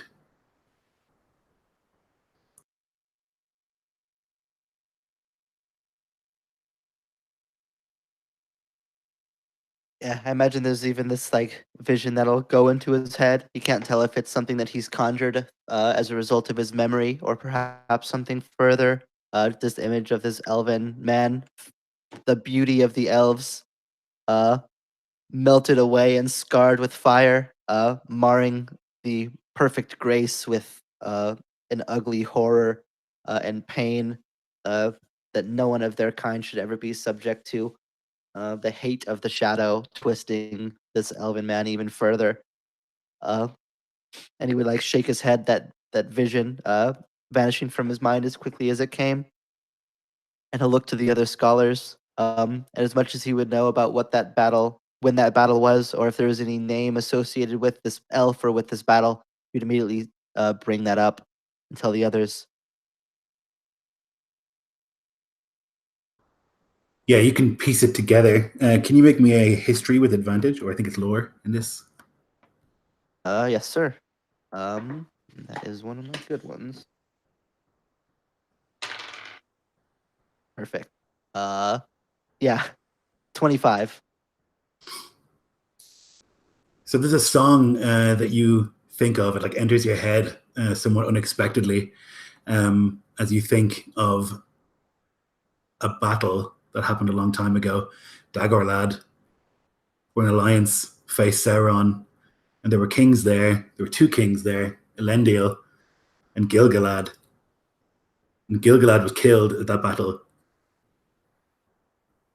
And Gilgalad was burned in that battle. And that's the symbol that you saw, though twisted in the wrong colors and in the wrong shape. It's the heraldry of Gilgalad.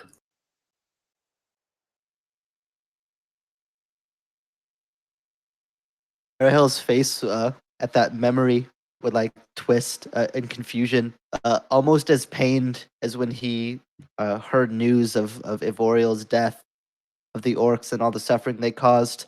Like this revelation twists with more pain than any of the war claws ever did. No, that can't be. It makes no sense. No, like look over to the other scholars. Bring me any tome about Gilgalad, Dagorlad, the battle that he fell in. Bring them to me immediately. They do so. And I'll like shake his head in horror. In reading up, you can see that Gilgalad was the last High King of the Noldor. And the information you can find about it is that after the battle of Dagorlad, his body was not recovered. He vanished. It seems Sauron grabbed him and lifted him high into the air, and he burned and flung his body away, though it was never brought back.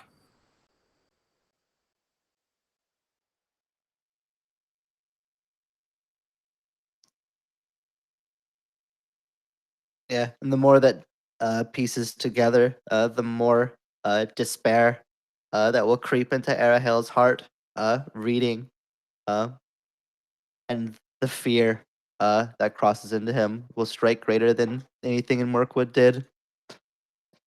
And a look to the others, his companions. I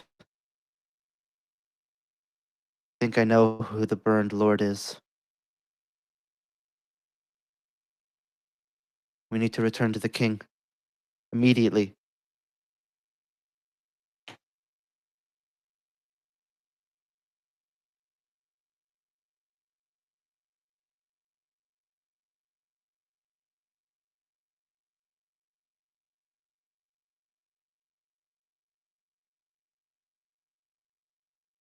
Did you cut out there, Jeff, or did you actually say, tell us there's Gilgalad, or did Arahel trail off?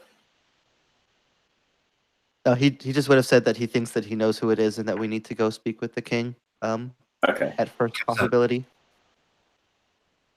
And so quickly then you'll rise and move towards the king to inform him of this revelation.